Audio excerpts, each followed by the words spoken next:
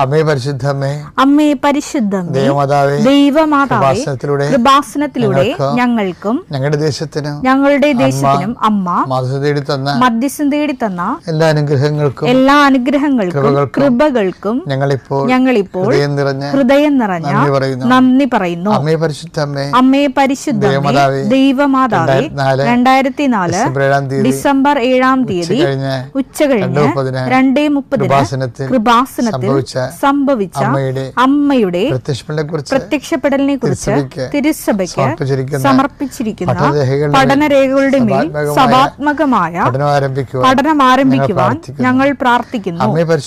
അമ്മേ പരിശുദ്ധമ്മേ, ഭൂസ്വർലോകങ്ങളുടെ രാജ്ഞിയായ അങ്ങയ്ക്ക് ഭൗമ സംരക്ഷണത്തിനായി പ്രപഞ്ചപ്രകൃതിയെ തന്നെ തിരുസഭ പ്രതിഷ്ഠിക്കുവാൻ ഈ പ്രത്യക്ഷീകരണ വഴി ഇടയാക്കണമേ.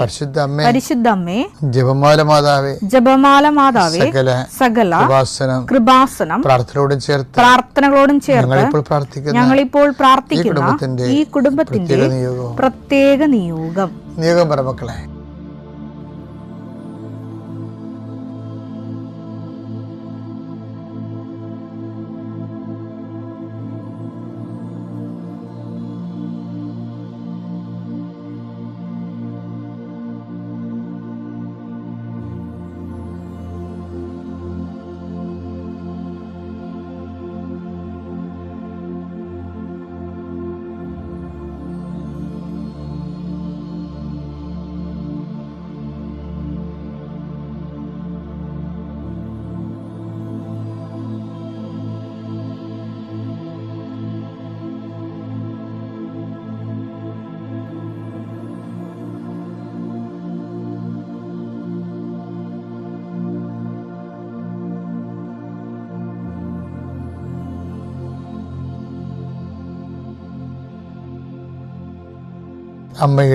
അമ്മയുടെ പ്രത്യക്ഷീകരണത്തിന്റെ ഈ അനുഗ്രഹവേളയിൽ ഞങ്ങൾക്ക് സാധിച്ചു തരുവാൻ കനിയണമേ.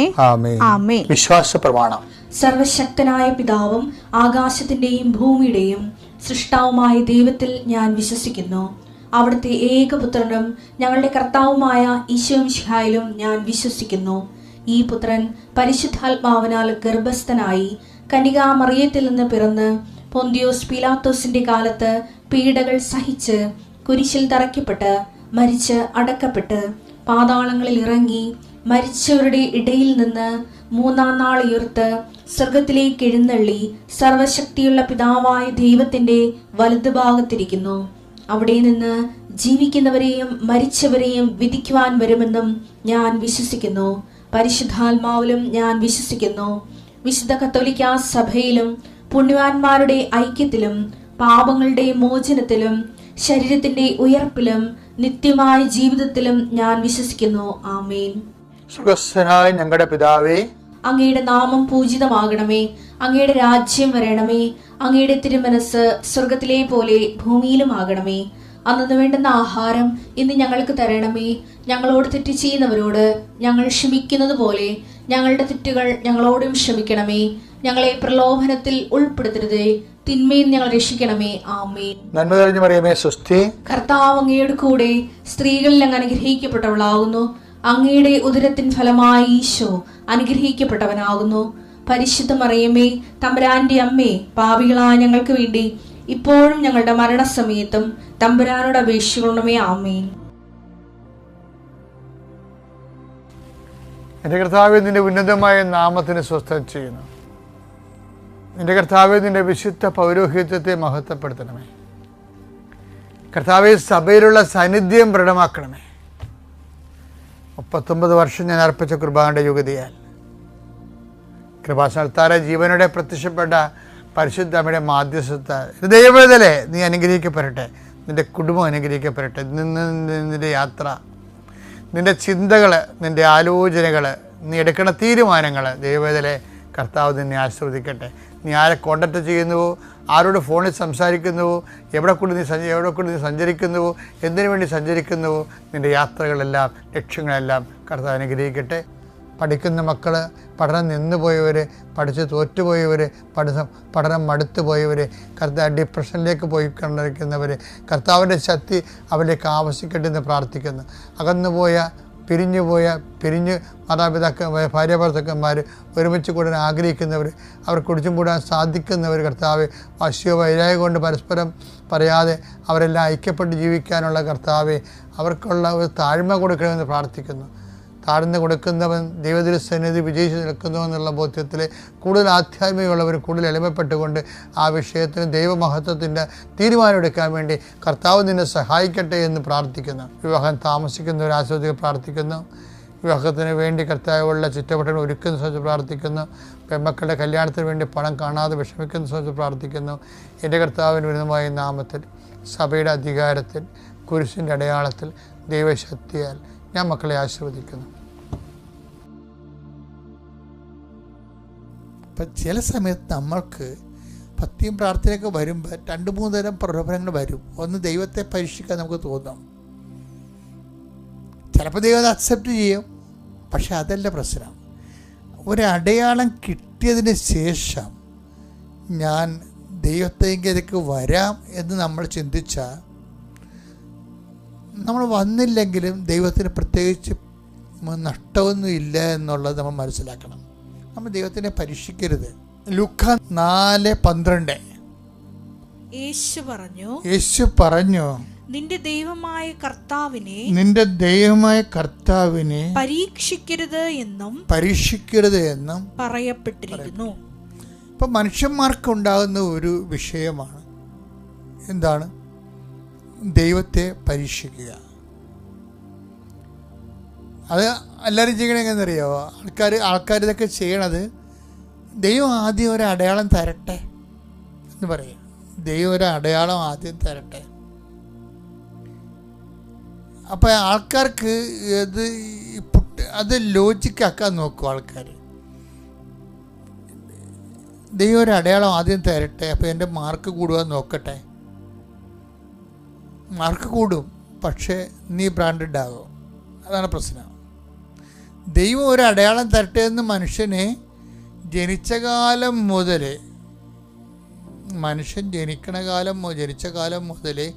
മനുഷ്യന് ഈ ടെൻഡൻസി ഉണ്ട്.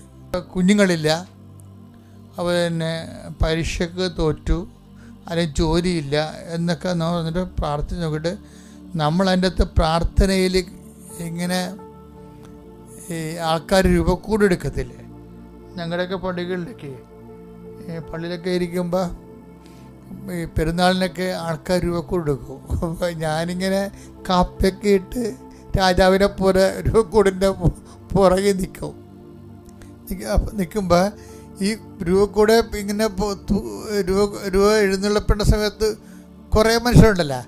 രൂപ എഴുന്നള്ളിച്ചുകൊണ്ട് പോകുമ്പോൾ സമയത്ത് ഈ രൂപക്കൂട് താങ്ങിപ്പിടിക്കാൻ കുറേ ആൾക്കാരല്ലേ. അപ്പം നമുക്കവരെ കാണുമ്പോൾ സത്യം പറഞ്ഞാൽ ചിരി വരും. എന്ന് വെച്ച് കഴിഞ്ഞാൽ ഈ രൂപക്കൂടി ഇരിക്കണ മിക്കവാറും 5-8 പേരുടെ തോളയിലായിരിക്കും.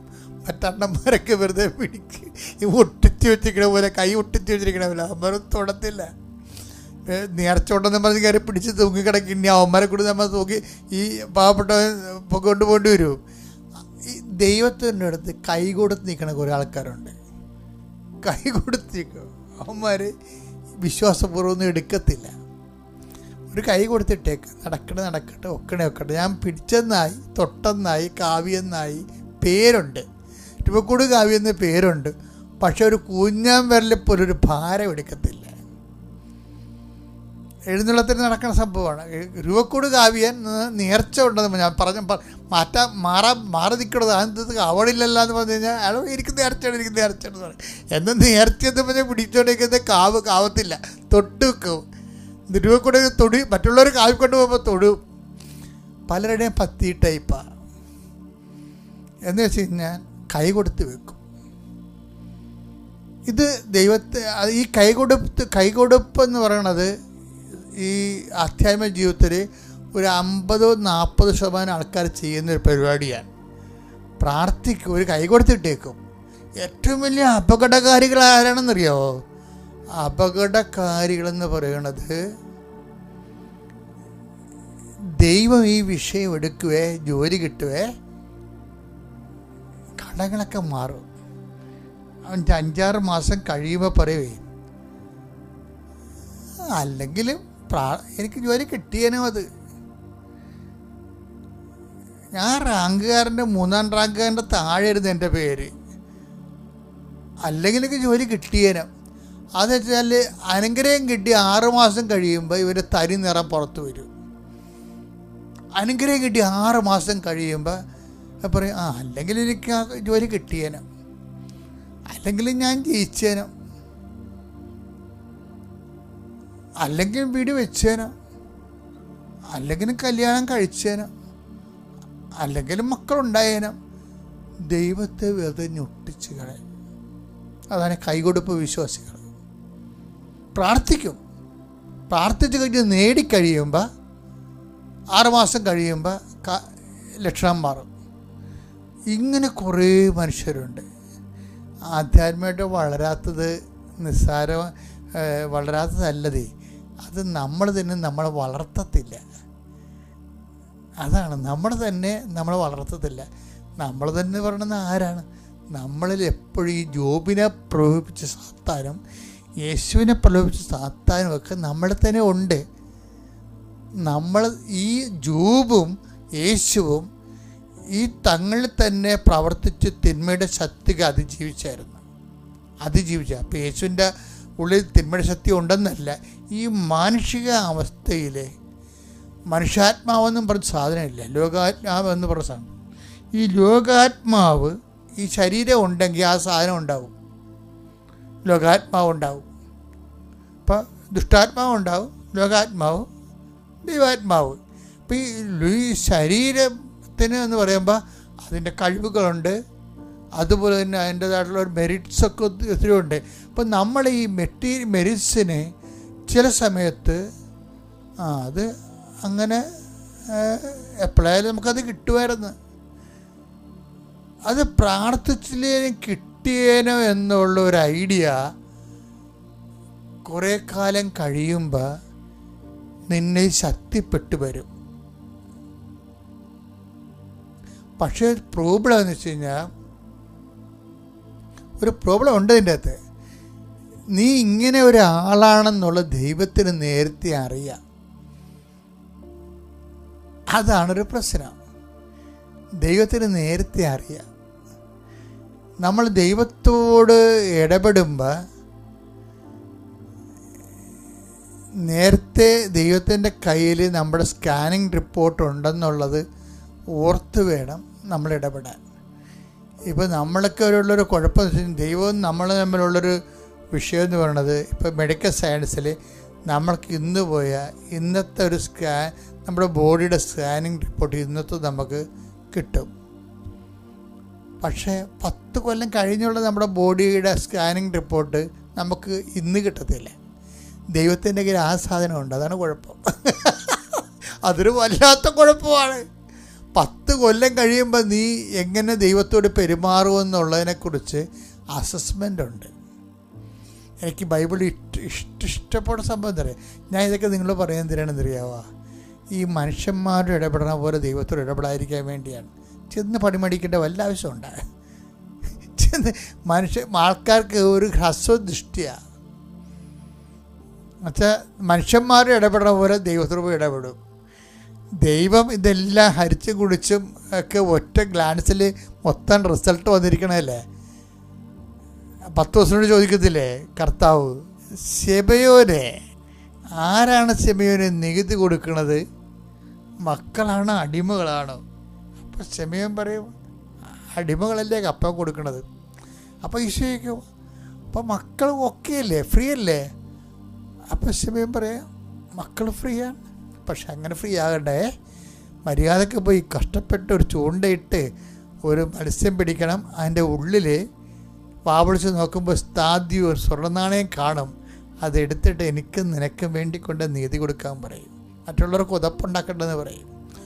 അപ്പം മറ്റുള്ളവർക്ക് നമുക്ക് ന്യായമായി കിട്ടാവുന്ന ആനുകൂല്യത്തിന് പോലും മറ്റുള്ളവർക്ക് ഉതപ്പുണ്ടാകാതിരിക്കാൻ വേണ്ടി ഈശോ ആ ആനുകൂല്യം സ്വീകരിക്കാതിരിക്കണമെന്നൊരു നിലപാടുണ്ട്. അതൊരു വല്ലാത്ത നിലപാടാണ്. മത്തായി 17:27, എങ്കിലും എങ്കിലും അവർക്ക് ഇടർച്ചയുണ്ടാകാതിരിക്കാൻ നീ കടലിൽ പോയി ചൂണ്ടയിടുക. ആദ്യം ലഭിക്കുന്ന മത്സ്യത്തിന്റെ വായ് തുറക്കുമ്പോൾ ഒരു നാണയം കണ്ടെത്തും. അതെടുത്ത് എനിക്കും നിനക്കും വേണ്ടി അവർക്ക് കൊടുക്കുക. ഇതിനകത്ത് വലിയ വിഷയം എന്ന് പറഞ്ഞാല് ഈ വരാൻ പോകുന്ന കാര്യങ്ങളെക്കുറിച്ച് ദൈവം സോ കോൺഷ്യസ് ആണ്. അതാണ് ഈശോ പറയണത്, വരാൻ പോകുന്ന കാര്യങ്ങൾ അവൻ നിന്നോട് പറയും. യോഹന്നാൻ 16:14. യോഹന്നാൻ 16:14. അവൻ സ്വമേധയാ ആയിരിക്കില്ല സംസാരിച്ചത്. അവൻ കേൾക്കുന്നത് മാത്രം സംസാരിക്കും. വരാനിരിക്കുന്ന കാര്യങ്ങൾ അവൻ നിങ്ങളെ അറിയിക്കും. അവൻ എനിക്കുള്ളവയിൽ നിന്ന് സ്വീകരിച്ച്. ഇത് ഒരു ഡേഞ്ചറസ് സോണാണ് ശരിക്കും. വരാനിരിക്കുന്ന കാര്യങ്ങൾ അവൻ നിന്നെ അറിയിക്കും. അപ്പം നമ്മൾ ഓർക്കും നല്ല കാര്യമില്ല, വരാനുള്ള കാര്യമൊക്കെ അറിയാമില്ല. അതല്ല പ്രശ്നം. നമ്മൾ എന്തെങ്കിലും പ്രകൃതം കാണിച്ചാലും ദൈവത്തിന് മുമ്പിൽ മുൻകൂർ റിസൾട്ടാവും. ഈ പ്രാർത്ഥനയെ ബാധിക്കുന്നൊരു വിഷയമാണിത്. നീ ഇന്ന് വലിയ ദൈവതിരുസന്നിധിയിൽ വലിയ ദൈവത്തിൻ്റെ മകനാണെന്നൊക്കെ പറഞ്ഞ് ഇപ്പം തൽക്കാലം ഒരു അനുഗ്രഹമൊക്കെ കിട്ടിക്കഴിഞ്ഞപ്പോൾ നീ ഒരു അഭ്യാസമൊക്കെ കാണിച്ച് നിന്നാലും നിന്നെക്കുറിച്ച് വരാനിരിക്കുന്ന കാര്യങ്ങൾ അവൻ നിന്നെ അറിയിക്കുക എന്ന് വെച്ച് കഴിഞ്ഞാൽ നീ ഒരു 5 കൊല്ലം കഴിയുമ്പോൾ എങ്ങനെ ഇരിക്കും? നീ ഇപ്പം പള്ളി കിടന്ന് ഉരുണ്ടെന്ന് വിചാരിച്ചോ, അല്ലെങ്കിൽ ഇരങ്ങിയെന്ന് വിചാരിച്ചോ, അല്ലെങ്കിൽ ഉമ്പ കളിച്ചെന്ന് വിചാരിച്ചോ? നീ ഇപ്പം വലിയ മുടങ്ങാതെ കുർബാനക്കൊക്കെ വരുന്നുണ്ട്, ഈ കുറേ നാളായിട്ട് നീ ദൈവത്തോട് അടുത്തൊക്കെ നിൽക്കുകയാണെങ്കിലും നിന്നെ അസസ് ചെയ്യണത് നിൻ്റെ കൈയിരിപ്പ് വെച്ചുകൊണ്ടാണ്. അതെന്താണ്? അതിനേതാണ് 16 14. ഇത് DTP ചെയ്ത് വേണമെങ്കിൽ അടുക്കള ഒട്ടിച്ചു വെച്ചോ. എന്താ സംഭവം? ഇത് നമ്മുടെ തലവിധിയാണ് ഈ സംഭവം. എന്താണ്? വരാനിരിക്കുന്ന കാര്യങ്ങൾ അവൻ നിന്നോട് പറയും. ആദ്യം തന്നെ ഈ സന്നിധിയിൽ നിന്ന് എനിക്ക് സാക്ഷ്യം പറയാൻ സാധിച്ചതിന് എൻ്റെ അമ്മയോട് 1000 നന്ദി പറയുന്നു. എൻ്റെ പേര് ഷെറിൻ ജോയി. ഞാൻ കായംകുളത്ത് നിന്നാണ് വരുന്നത്. ഞാൻ ആദ്യമായി ഉടമ്പടി എടുത്തത് 18/3/2025 ഞാനൊരു BSc നേഴ്സാണ്. അപ്പോൾ എല്ലാ നഴ്സുമാരെയും പോലെ വിദേശത്തേക്ക് പോകാനാണ് എൻ്റെയും വലിയൊരു ആഗ്രഹം. പക്ഷേ ഞാൻ ഓൾറെഡി ഒരു ലോൺ എടുത്തിട്ടാണ് പഠിച്ചത്. അതുകൊണ്ട് ഇനിയും ഏജൻസിക്കാർക്ക് ഒരു വലിയ തുക കൊടുത്തിട്ട് പോകാനുള്ള ഒരു സാമ്പത്തികമൊന്നും എനിക്കില്ല. അപ്പം ഞാൻ മാതാവിനോട് എപ്പോഴും പ്രാർത്ഥിക്കും, എനിക്ക് വലിയൊരു തുക കൊടുത്തിട്ട് പോകാതെ എങ്ങനെയെങ്കിലും മാതാവിൻ്റെ ഒരു കാരുണ്യത്താൽ പോകാൻ ഇടയാക്കണമെന്ന്. അപ്പോഴാണ് നോർക്ക വഴി പോകുന്നത്, ജർമ്മനിയിലേക്ക് നഴ്സുമാരെ റിക്രൂട്ട് ചെയ്യുന്നത് ഞാൻ അറിഞ്ഞത്. പത്രത്തിൽ കൂടെ പരസ്യം കണ്ട് ഞാൻ അപ്ലൈ ചെയ്ത് ഏകദേശം 25,000 നഴ്സുമാർ അതിന് അപ്ലൈ ചെയ്യുന്നതാണ്. അതിനകത്ത് 350 പേരെ അവർ എടുക്കത്തുള്ളൂ. അങ്ങനെ എന്നെ എടുത്തു. എൻ്റെ മാതാവിൻ്റെ കാരുണ്യത്താൽ സെലക്റ്റായി. അവിടുന്ന് ഡയറക്റ്റ് വന്ന് അവർ ഇൻ്റർവ്യൂ എടുക്കുമായിരുന്നു. അങ്ങനെ ആ ഇൻ്റർവ്യൂ സെലക്റ്റായി. ജാനുവരി ക്ലാസ് തുടങ്ങി B1 ഇൻ്റർനാഷണൽ എക്സാമാണ് ഞാൻ എഴുതുന്നത്. ആ സമയത്തൊക്കെ എനിക്ക് സ്പീക്കിംഗ് ആയിരുന്നു ഏറ്റവും ബുദ്ധിമുട്ടുള്ളതായിട്ട് തോന്നിയിട്ടുള്ളത്. സ്പീക്കിംഗ് എനിക്ക് ഭയങ്കര പേടിയായിരുന്നു. റീഡിംഗ് ഒക്കെ എനിക്ക് വലിയ കുഴപ്പമില്ലായിരുന്നു. പക്ഷേ എക്സാം എഴുതിയപ്പോൾ ഫസ്റ്റ് തന്നെ എനിക്ക് ബാക്കി 3 മൊഡ്യൂളും കിട്ടി, റീഡിങ് കിട്ടിയില്ല. ശരിക്കും ഞാൻ ഷോക്കായിപ്പോയി. എന്താ എനിക്ക് പറ്റിയെന്ന് എനിക്ക് തന്നെ അറിയത്തില്ല. അപ്പോഴാണ് നമ്മൾ എത്ര പഠിച്ചാലും എങ്ങനെല്ലാം പഠിച്ചാലും ചില കാര്യങ്ങൾ നമ്മളെ കിട്ടത്തില്ല എന്ന് എനിക്ക് അതുകൊണ്ട് മനസ്സിലായി. ഞാൻ പ്രാർത്ഥിക്കാൻ തുടങ്ങി. കൂടുതൽ ഉടമ്പടി പുതുക്കി ഞാൻ കൂടുതൽ പ്രാർത്ഥിക്കാൻ തുടങ്ങി. ഞാൻ 7 വട്ടം എക്സാം എഴുതി. എൻ്റെ വീട്ടുകാർക്കൊക്കെ അത്ഭുതമായിരുന്നു. കാരണം ഇതിനു മുന്നേ ഒരു വട്ടം പോലും തോൽവി എന്ന് പറഞ്ഞ സാധനം ഞാൻ വാങ്ങിയിട്ടില്ല. എനിക്ക് വല്ലാത്തൊരു ഡിപ്രഷനിലോട്ട് പോയി. ഞാൻ ആരോടും മിണ്ടുന്നില്ല. ഞാൻ ആ സമയത്ത് വർക്ക് ചെയ്യുന്നുണ്ടായിരുന്നു. എനിക്ക് സാമ്പത്തികമായിട്ട് പുറമോട്ടായതുകൊണ്ട് എനിക്ക് ജോലി ചെയ്യാതെ ഇരുന്ന് പഠിക്കാൻ പറ്റത്തില്ല. ഞാൻ വർക്ക് ചെയ്തിട്ടാണ് ഞാൻ അതിൻ്റെ കൂടെയാണ് പഠിത്തം മുന്നോട്ട് കൊണ്ടുപോകുന്നത്. നൈറ്റ് ഡ്യൂട്ടിയൊക്കെ കഴിഞ്ഞ് വന്നിരുന്ന് ഞാൻ ഉറങ്ങത്ത് പോലും ഇല്ലാതെ ഞാൻ പഠിക്കുമായിരുന്നു. അങ്ങനെ പഠിച്ചിട്ടും എനിക്ക് 6 തവണയും കിട്ടിയില്ല. ഞാൻ ആരോടും മിണ്ടുന്നില്ല, വീട്ടുകാരോട് പോലും മിണ്ടാത്ത അവസ്ഥ. ഞാൻ ആകപ്പാടെ മിണ്ടുന്നത് ദൈവത്തിനോട്, മാതാവിനോട് മുന്നിൽ കരഞ്ഞ് പ്രാർത്ഥിക്കും. എന്തിനാ എന്നെ ഇത്രയും ഇങ്ങനെ കഷ്ടപ്പെടുത്തുന്നത് എനിക്ക് അറിയത്തില്ലായിരുന്നു. ഞാൻ ആർക്കും ഒരു ദ്രോഹവും ചെയ്തില്ല. മാതാവ് എന്താണ്. പക്ഷേ നമുക്കൊരു തടസ്സം വരുന്നുണ്ടെങ്കിൽ അതിൻ്റെ കാരണം കാണും ഉറപ്പായിട്ടും. അതെനിക്കിപ്പം മനസ്സിലാവുന്നുണ്ട്. അത് കഴിഞ്ഞ് ഞാൻ മാതാവിനോട് പ്രാർത്ഥിച്ച് ഉടമ്പടി പുതുക്കി അച്ഛൻ്റെ ധ്യാനം കേട്ടും ഡെയിലി ബ്രെഡ് മുടങ്ങാതെ കേട്ടും പ്രാർത്ഥിക്കുകയും ഉപവാസമൊക്കെ എടുത്തിട്ട് ഞാൻ മാതാവിൻ്റെ എപ്പോഴും ഞാൻ എക്സാം എഴുതുമ്പോൾ നേർച്ച വസ്തുക്കൾ ഉപയോഗിക്കും. ഉപ്പും തൈലവും കാശുരൂപം കൊണ്ട് ഞാൻ ആ എക്സാം സെൻറ്ററിൽ കയറത്തുള്ളൂ. അവരത് പറ്റത്തില്ല എന്ന് പറയും, പക്ഷെ ഞാൻ എവിടെയെങ്കിലും ഉപ്പും കാശുരൂപവും ഞാൻ എൻ്റെ പോക്കറ്റിൽ വെച്ചിട്ട് ഞാൻ കയറത്തുള്ളൂ. എന്നിട്ട് ഞാൻ ഫസ്റ്റ് ക്വസ്റ്റ്യൻ പേപ്പർ വാങ്ങിക്കുന്നതിന് മുന്നേ ഞാൻ ഉപ്പെൻ്റെ ഡെസ്ക് വിതറി, എന്നിട്ട് ഞാൻ നന്നായിട്ട് പ്രാർത്ഥിക്കും. പ്രാർത്ഥിച്ച ശേഷം ഞാൻ ആ ക്വസ്റ്റ്യൻ പേപ്പർ ഒന്ന് തുറന്നു നോക്കത്തുള്ളൂ. അങ്ങനെ 7ാമത്തെ വട്ടം എനിക്ക് റീഡിങ് കിട്ടി. ഞാൻ ഭയങ്കര മാതാവിനോട് ഞാൻ എങ്ങനെ നന്ദി പറയണമെന്ന് എനിക്കറിയത്തില്ലായിരുന്നു. കാരണം അത്രത്തോളം ഞാൻ ബുദ്ധിമുട്ടി. പരീക്ഷ പാസ്സായ ആൾക്കാരോട് ചോദിക്കുമ്പോൾ പോലും അവർക്ക് അറിയത്തില്ല അവരെങ്ങനെ പരീക്ഷ പാസ്സായെന്ന്. അനുഗ്രഹത്താൽ പാസ്സായതാ, ഇതെങ്ങനെ, നമ്മൾ റീഡിങ് അല്ലേ, അവരെങ്ങനെ പറയത്തുള്ളൂ. ഇനി എന്ത് ക്ലാസ് അറ്റൻഡ് ചെയ്യുന്ന പോലും അറിയത്തില്ല. അങ്ങനെ ഒരു അവസ്ഥയിൽ നിൽക്കുമായിരുന്നു. അങ്ങനെ എക്സാം കിട്ടി, അതിന് ഇൻ്റർവ്യൂ പാസ്സായി. ഞാൻ പോകുന്ന ഹോസ്പിറ്റലിലോട്ട് നല്ല പ്രോസസ്സിങ് ഉള്ള ഒരു ടൈമായിരുന്നു. പ്രോസസ്സിങ് ഒരുപാട് ലാഗ് ആവുന്നൊരു ഹോസ്പിറ്റലിലോട്ടാണ് ഞാൻ പോയിക്കൊണ്ടിരുന്നത്. അപ്പോൾ എനിക്ക് അതും ഭയങ്കര ബുദ്ധിമുട്ട്. എല്ലാവരും ചോദിക്കുകയാണ് ഇങ്ങനെ നിൽക്കുകയാണോ, പോകുന്നില്ലേ, സാമ്പത്തിക ബുദ്ധിമുട്ട് കാരണം. എനിക്ക് ആകപ്പാടെ എനിക്ക് പറയാനുള്ളത് മാതാവിനടുത്ത്. ഞാൻ മലപ്പുറത്തായിരുന്നു വർക്ക് ചെയ്യുന്നത്.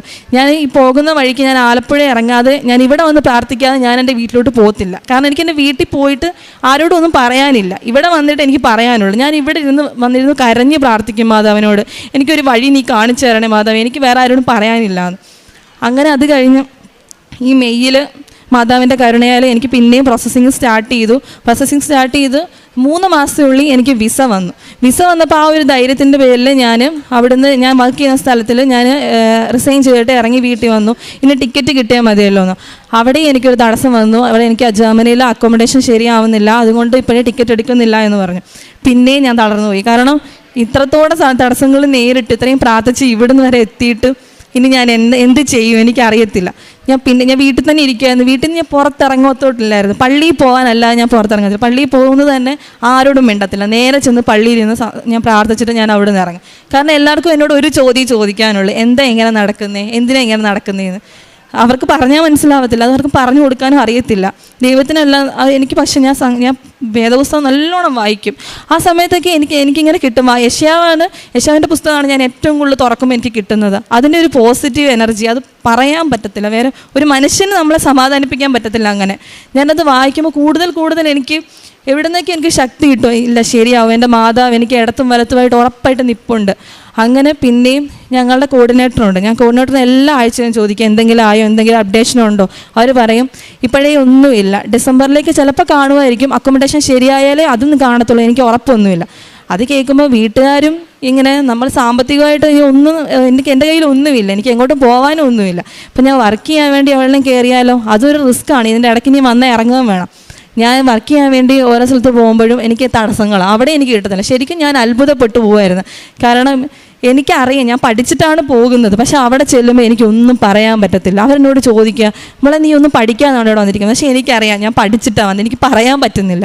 അങ്ങനെ ഇരുന്നും കഴിഞ്ഞ തിങ്കളാഴ്ച ഞാനൊരു സ്ഥലത്ത് ജോയിൻ ചെയ്യാൻ വേണ്ടി ഇങ്ങനെ ഇരിക്കുകയാണ്. അപ്പോഴും അമ്മ പറയുന്നുണ്ട്, നീ കൃപാസനത്തിൽ പോകുന്നില്ല, നീ വിശ്വസിക്കുക, നീ എന്തിനാ വേറെ സ്ഥലത്ത് നീ പോകുന്നത്, മാതാവ് നടത്തി തരും, നീ ഉറപ്പിച്ചോ എന്ന് പറഞ്ഞ് ഞാൻ പിന്നെയും മടിച്ചെങ്കിൽ പോവണ്ട, ജോലിക്ക് പോകണ്ട, ഇവിടെ തന്നെ ഇരിക്കാം, പ്രാർത്ഥിക്കാമെന്ന്.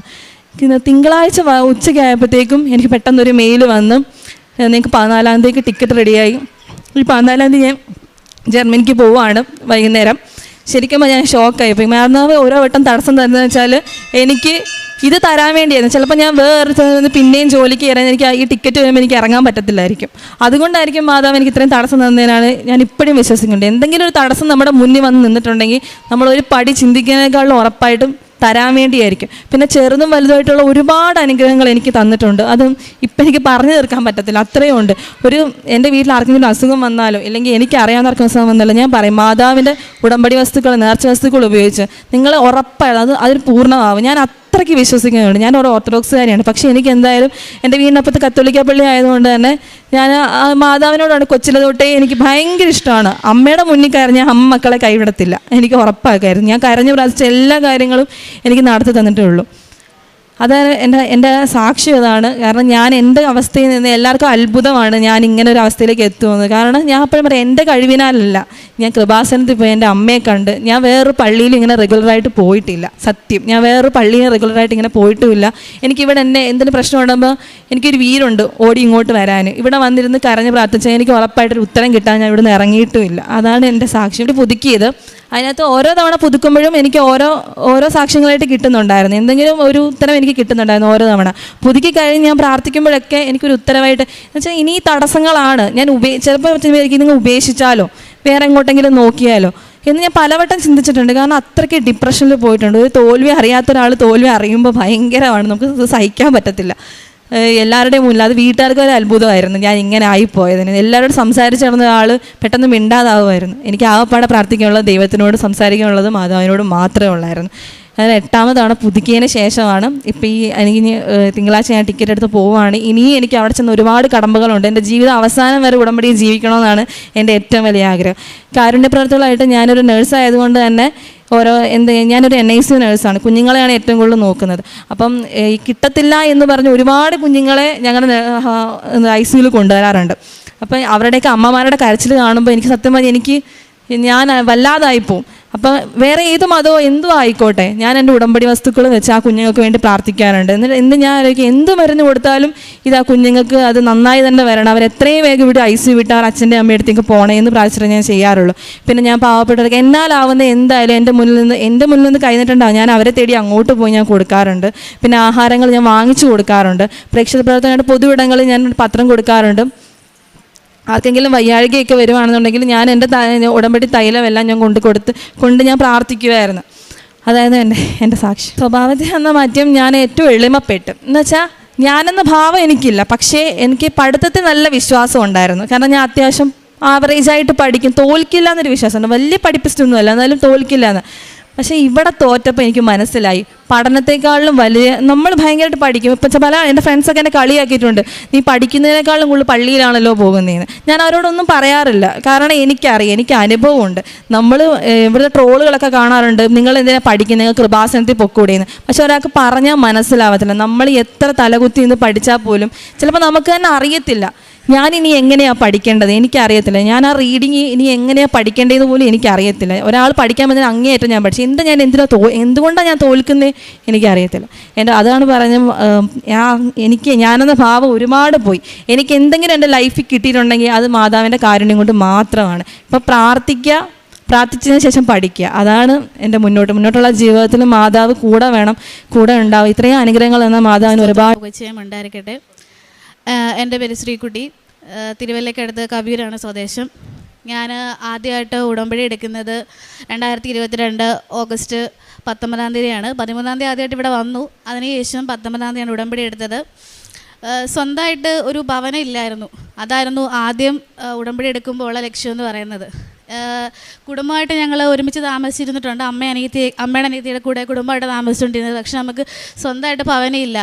ഞാൻ ഒരു +2 ഡിഗ്രി പഠിക്കുന്ന സമയം വരെ ഞങ്ങളൊരു അലമാരിയുടെ ഇടയിലായിരുന്നു ഞാനും അനിയത്തി. കാല് നിവർത്ത് നമ്മളൊന്ന് ഉറങ്ങിയിട്ടില്ല. അതുപോലൊരവസ്ഥയിലായിരുന്നു കിടന്നിരുന്നത്. അതിനുശേഷം ഞങ്ങൾക്ക് ബ്ലോക്കിൽ നിന്ന് 4 ലക്ഷം രൂപ അനുവദിച്ച് ഞങ്ങൾ വീട് വെച്ചു. വീട് വെച്ചിട്ട് നമ്മൾ മൊത്തം പണിയും നമുക്ക് പൂർത്തീകരിക്കാനായിട്ട് പറ്റിയില്ല. അവർ തന്ന പൈസയ്ക്കൊത്ത് നമുക്ക് പണി പൂർത്തീകരിക്കാൻ പറ്റിയില്ല. അപ്പം നമുക്ക് ആപ്പാടെ ഉള്ളത് 4 സെൻറ്റ് സ്ഥലവും വീടും മാത്രമേ ഉള്ളൂ. അപ്പം 4 സെൻറ്റ് ഒരു ബാങ്കിലും ലോൺ എടുത്തിട്ട് ലോണിന് കൊടുത്താൽ കിട്ടത്തില്ല. കോപ്പറേറ്റീവ് ബാങ്കിൽ പോലും 5 ലക്ഷം രൂപയിൽ 5 സെൻറ്റ് സ്ഥലം ഉണ്ടെങ്കിൽ മാത്രമേ നമുക്ക് ലോണ് കിട്ടത്തുള്ളൂ. അപ്പം ഞാനും അമ്മയും ഓരോരോ ബാങ്കുകൾ, തിരുവല്ല, ചങ്ങനാശ്ശേരി, കോട്ടയം, ഇങ്ങനെ ഓരോരോ ബാങ്കുകൾ നിരന്തരം കയറി ഇറങ്ങി നടക്കുക. നമുക്ക് 4 സെൻറ്റ് ആയതുകൊണ്ട് ആരും ലോണ് തരത്തില്ല. അമ്മ പുഷ്പഗിരി മെഡിക്കൽ കോളേജിൽ ANM സ്റ്റാഫാണ്. അപ്പം അമ്മയുടെ സാലറി സ്ലിപ്പ് വെച്ചിട്ട് നമ്മൾ ലോൺ എടുക്കാനാണ് നോക്കിയത്. നമുക്കൊരു നിവൃത്തിയില്ല. നമ്മളിങ്ങനെ തേരാപ്പാര അങ്ങോട്ടും ഇങ്ങോട്ടും നടക്കുക. അവസാനം നമ്മൾ ഇവിടെ വന്ന് ബഹുമാനപ്പെട്ട ജോസഫ് അച്ഛനെ കണ്ടു. അപ്പോൾ എൻ്റെ 2ാമത്തെ പുതുക്കലായിരുന്നു. ഉടമ്പടി എടുത്തതിൻ്റെ 2ാമത്തെ പുതുക്കലായിരുന്നു. ഞാൻ ആദ്യം ഇവിടെ വരുമ്പോൾ ധ്യാനം കൂടുമ്പോൾ ആ ബാക്ക് സൈഡിൽ ഇരുന്ന് ഉറങ്ങുമായിരുന്നു. അപ്പം അച്ഛൻ എന്നെ കാണാനായിട്ട് ഒരു നിവൃത്തിയില്ല. ഇത്രയും ആൾക്കൂട്ടത്തിന്, അന്ന് ഇതിലും ആളുണ്ട്, ഇത്രയും ആൾക്കൂട്ടത്തിനിടയിൽ അച്ഛൻ എന്നെ കാണാൻ നിവൃത്തിയില്ല. ഇവിടെ വന്ന് ടോക്കൺ എടുത്ത് അച്ഛനെ കണ്ടപ്പം അച്ഛൻ എൻ്റെ തോളിൽ തട്ടിയിട്ട് പറയും, നീ എന്തിനാ അവിടെ നിന്ന് ഉറങ്ങിയെന്ന് ആദ്യം ചോദിച്ചത്. അപ്പം ഞാൻ പറഞ്ഞു അച്ഛനോട് ആര് പറഞ്ഞു കൊടുത്തു, ഞാൻ അവിടെ നിന്ന് ഉറങ്ങിയത് എങ്ങനെ, അച്ഛൻ എങ്ങനെ അറിയാം ഞാൻ അവിടെ നിന്ന് ഉറങ്ങിയെന്ന്. അച്ഛനെ തോളെ തട്ടിയിട്ട് പറഞ്ഞു ധൈര്യമായിട്ട് പൊക്കോ എല്ലാം നടക്കുമെന്ന് പറഞ്ഞു. അപ്പോഴും നമ്മൾ ബാങ്ക് കയറി ഇറങ്ങും. അപ്പം അമ്മയോട് ഞാൻ പറഞ്ഞു അമ്മ എനിക്കിനി വയ്യ, കയറി ഇറങ്ങാനായിട്ടുള്ള ശേഷി എനിക്കിനി ഇല്ലേ, നമുക്ക് വയ്യ, നമുക്ക് നിർത്താം. ഇപ്പോൾ കുടുംബത്തിൽ നമ്മൾ ഇറങ്ങി കൊടുക്കേണ്ടതായിട്ട് വന്നു. അപ്പോൾ ഞങ്ങളുടെ വീടിൻ്റെ പണിയിട്ട് ഞങ്ങൾ തീർന്നിട്ടും ഇല്ല, ഒരു വാതിൽ പോലും ഇല്ല. അപ്പോൾ തകര ഷീറ്റ് കൊണ്ടൊരു വാതിലാണ് ഞങ്ങൾ വീടിനെ മറച്ചിരിക്കുന്നത്. അപ്പം ഞങ്ങൾ അക്രൈസ്തരായതുകൊണ്ട് തന്നെ ഈ പള്ളിയിലെ പ്രാർത്ഥനകളും സാക്ഷ്യങ്ങളും ഒക്കെ സ്പീക്കറിൽ ഞങ്ങൾ ഒച്ചത്തിലിട്ട് വെക്കും. അപ്പോൾ ഇതൊന്നും അയൽപക്കത്തുള്ളവർക്ക് അത്ര ഇഷ്ടപ്പെടത്തില്ല. അപ്പോൾ അവർ പറയും നിങ്ങൾക്ക് വേറെ പണിയൊന്നുമില്ല, ഇതൊക്കെ തട്ടിപ്പാണ് അങ്ങനെ ഇങ്ങനെ എന്നൊക്കെ പറഞ്ഞാൽ നമ്മൾ ഇതുമായിട്ട് തന്നെ ഉടമ്പടി തന്നെ കുറച്ച് ഞങ്ങൾ മുന്നോട്ട് പോയി. അതിനുശേഷം ഞാൻ ബസ് കയറാൻ നമ്മൾ നിൽക്കുമ്പോഴത്തേക്കിന് പോസ്റ്റിൽ ഇങ്ങനെ 2 സെൻറ്റ് തൊട്ട് ഭവന വായ്പ എന്ന് എഴുതി വെച്ചു. അങ്ങനെ ഞങ്ങളത് ആ നമ്പറിലേക്ക് വിളിച്ചു. അവർ വന്ന് ആക്സിസ് ബാങ്കുകാർ ഞങ്ങൾക്ക് വീട്ടിൽ വന്നു. 7 ലക്ഷം രൂപ ഞങ്ങൾ ലോൺ അനുവദിക്കുമായിരുന്നു. അപ്പോഴും അമ്മയുടെ 7 എന്നുള്ള സംഖ്യയാണ് എപ്പോഴും കണക്റ്റ് ആക്കുന്നത്. 7-ാം തീയതിയാണ് അവർ ഞങ്ങളുടെ വീട്ടിൽ വന്നത്. 7 ദിവസത്തോളം നമ്മൾ ഈ നിയോഗം വെച്ച് പ്രാർത്ഥിച്ചു. അങ്ങനെ 7 എന്നുള്ള സംഖ്യ വളരെയധികം കണക്റ്റഡ് ആയിരുന്നു.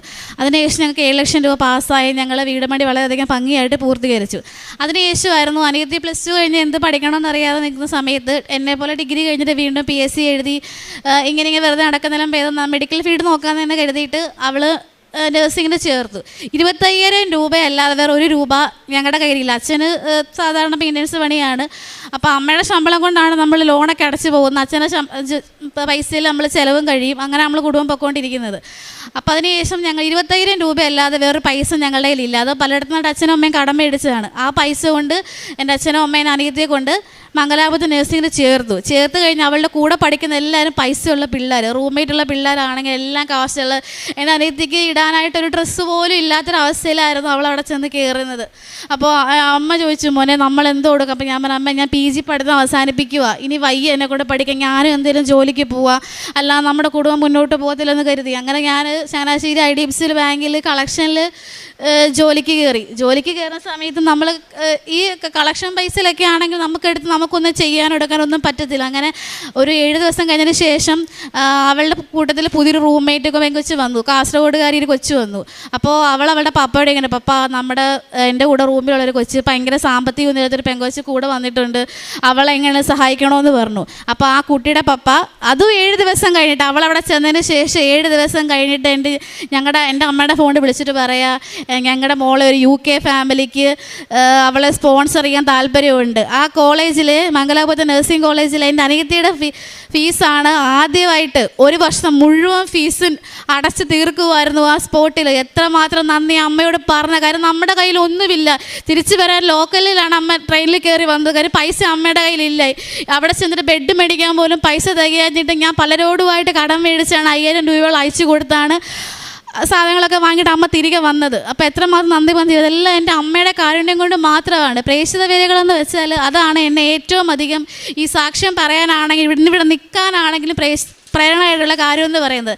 ഞങ്ങൾ ആദ്യമായിട്ട് പ്രേക്ഷിത വേല ചെയ്യുമ്പോഴത്തേക്കിനും ഞങ്ങളുടെ വീട്ടിൽ റേഷനരിയാണ്. ഞങ്ങൾ ഇപ്പോഴാണ് നല്ല ഈ ചുവന്ന അരിയൊക്കെ വെച്ച് ചോറുണ്ട്. ഞങ്ങൾ റേഷനരിയാണ് ഞങ്ങൾ ചോറ് വെച്ച് കഴിക്കുന്നത്. അപ്പം ഇവള് ചോദിച്ചു ചേച്ചി നമ്മൾ എന്തോ കൊടുക്കും, നമുക്ക് പ്രേക്ഷിത വേല ചെയ്യണ്ടേ? അപ്പം ഞാൻ പറയടി ചോറ് കൊടുക്കണേ, നല്ല അരിയിട്ട് വേണ്ടേ കൊടുക്കാം. അവൾ പറഞ്ഞു നമുക്ക് ഉള്ള പോലെ കൊടുക്കാം. അപ്പം കറി വെക്കാൻ കറിയൊന്നുമില്ല. അപ്പോൾ ആകെ ഞങ്ങളുടെ കയ്യിലുള്ളത് കുറച്ച് ചില്ലറ പൈസയാണ്. ചില്ലറ പൈസ ഒരു 10-12 രൂപ കാണും.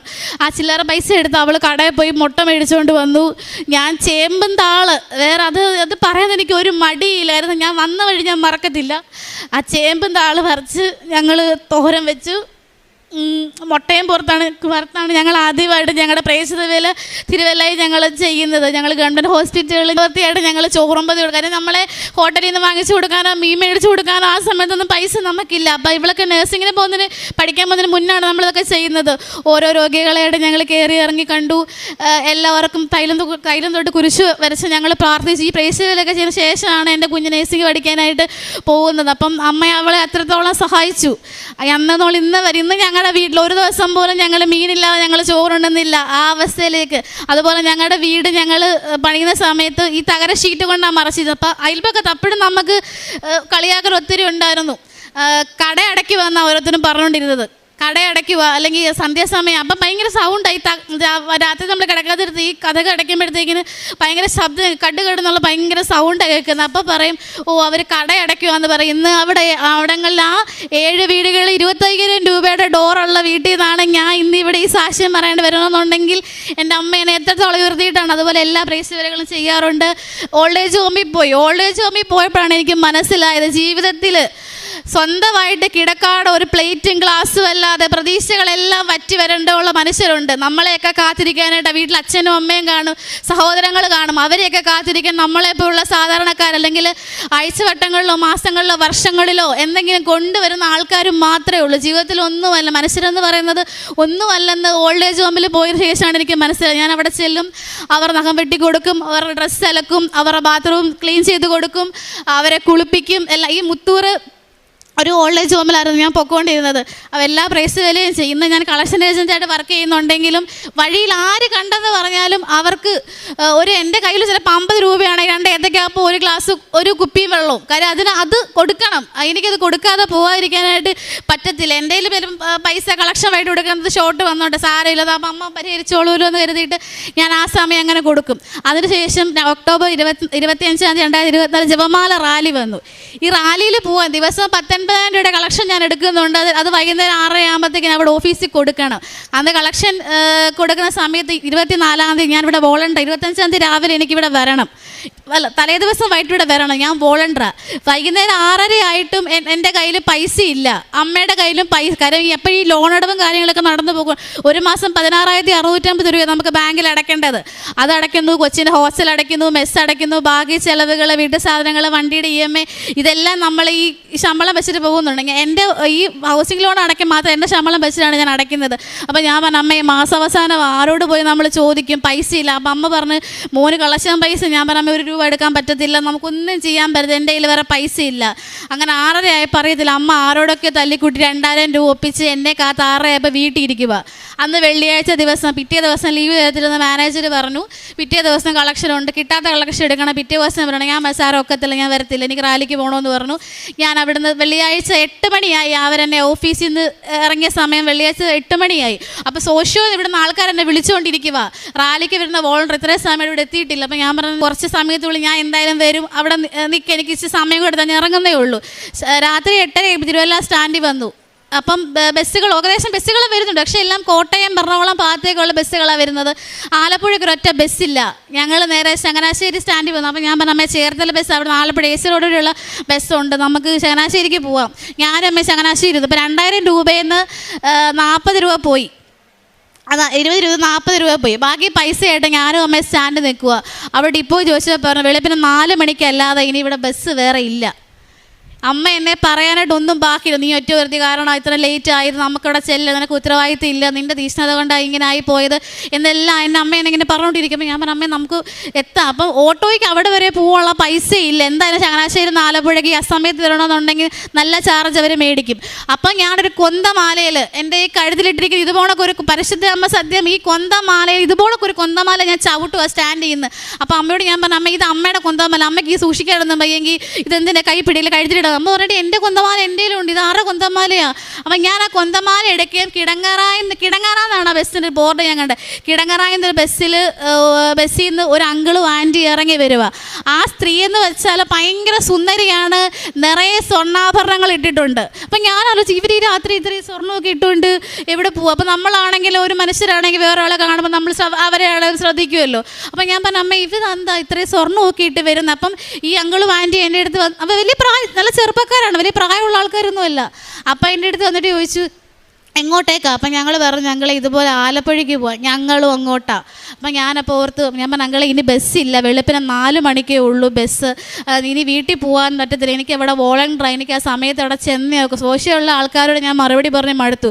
കാര്യം ഭക്ഷണവും താമസ സൗകര്യവും എല്ലാം ആക്കി അവരവിടെ ഇത്ര ആൾക്കാരെ എണ്ണി കാത്തിരിക്കുമ്പോൾ നമ്മൾ എത്താതിരിക്കുന്ന എൻ്റെ സമയം അധികം വൈകി. അപ്പം സമയത്തിന് മേലെ എൻ്റെ അമ്മയെ എനിക്ക് ഏറ്റവും ഇമ്പോർട്ടൻ്റ് വന്നൊരു സമയം വരുന്നത്.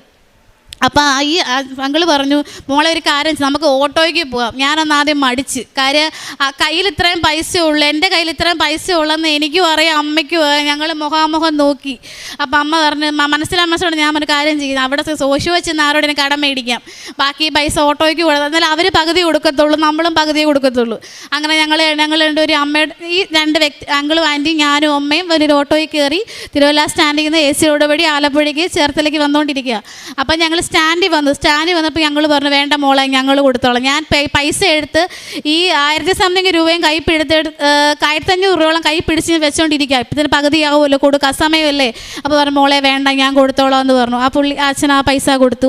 അതിനുശേഷം ഞങ്ങളവിടെ ചായക്കടയിൽ കയറി ഞങ്ങൾക്ക് ആഹാരം വാങ്ങിയിരുന്നു. അപ്പം പൊറോട്ടയും ബീഫ് കറിയും മേടിച്ചു തന്നു. അപ്പം ഞാൻ ചോദിച്ചു, അങ്കിളും ആൻറ്റിയും കഴിച്ചില്ല. അപ്പം ഞാൻ ചോദിച്ചു, ഇവർക്ക് പ്രത്യേകതരം ഒരു ഭംഗിയാണ്, നല്ലൊരു മണമൊക്കെ ഉണ്ട് ഇവർ അടുത്ത് വരുമ്പം.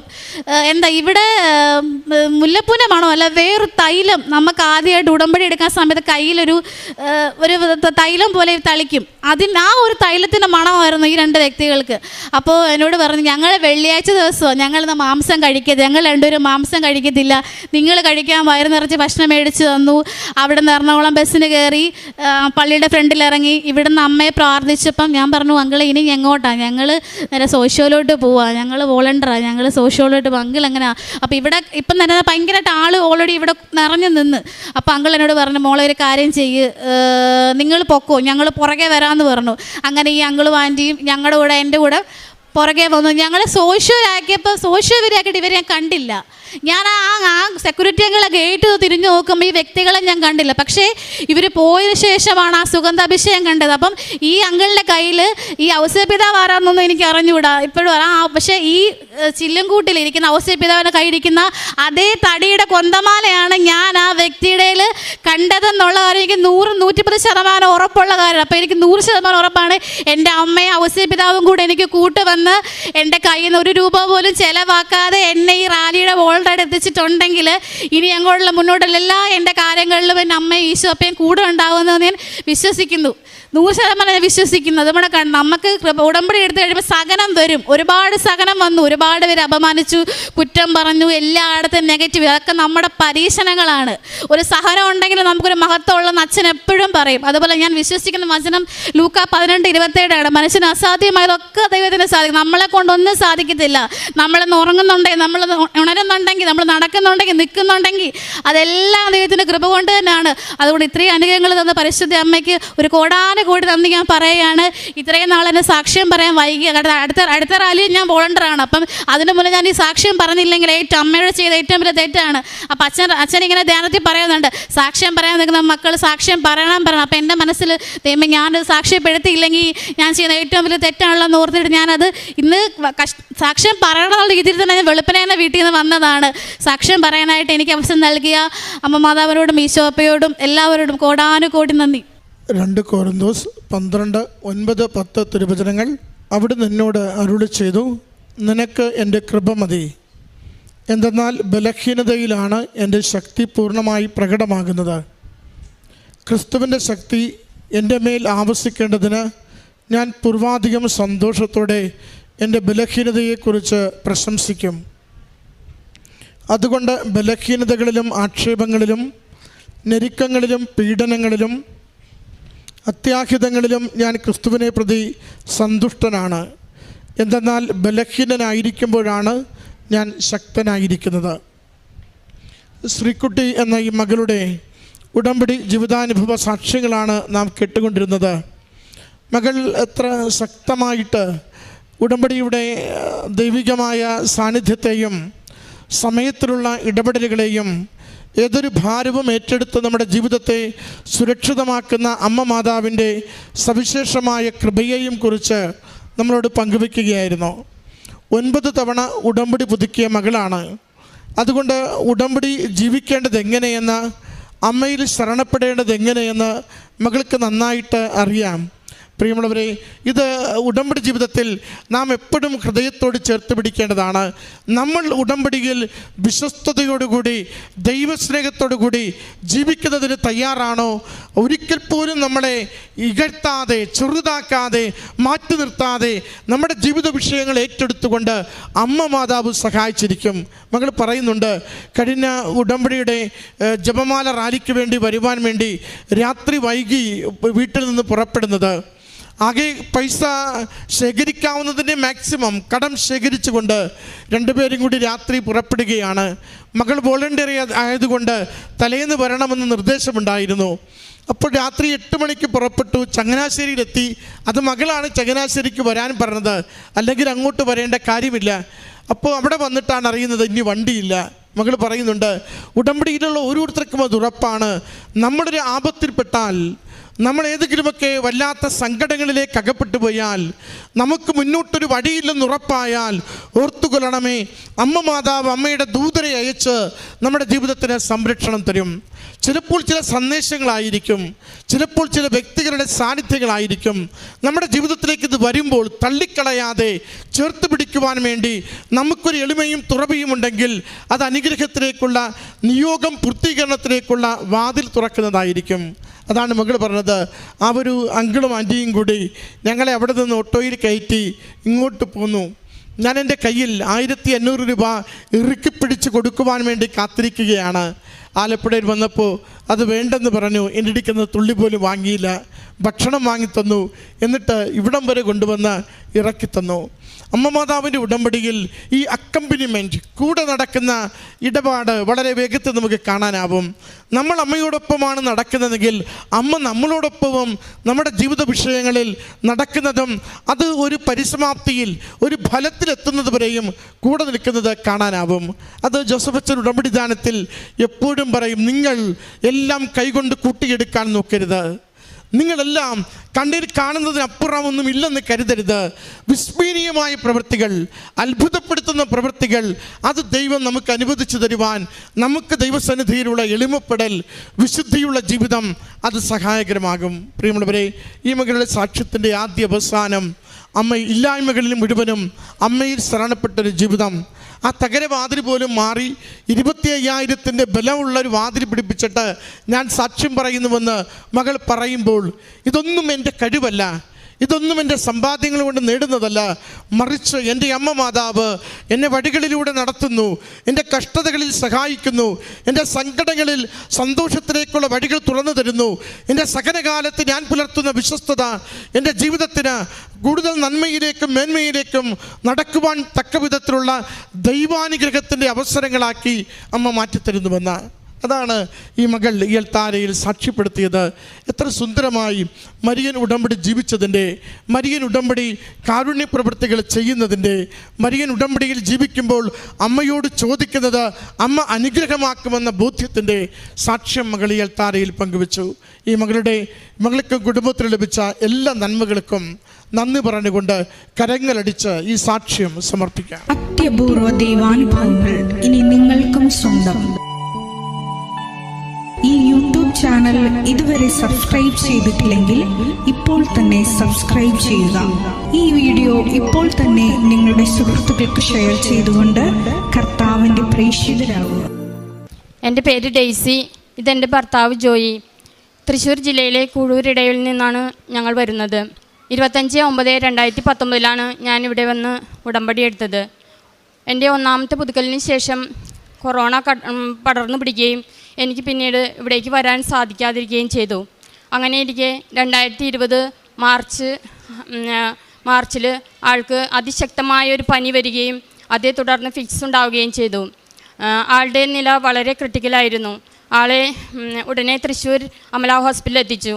ഡോക്ടർ പറഞ്ഞു ആൾക്ക് മെനിഞ്ചൈറ്റിസ് എന്ന ഒരു അസുഖമാണ്, ആൾ എപ്പോൾ വേണമെങ്കിലും മരണം സംഭവിക്കാം, മക്കളെല്ലാം അടുത്തില്ലേ,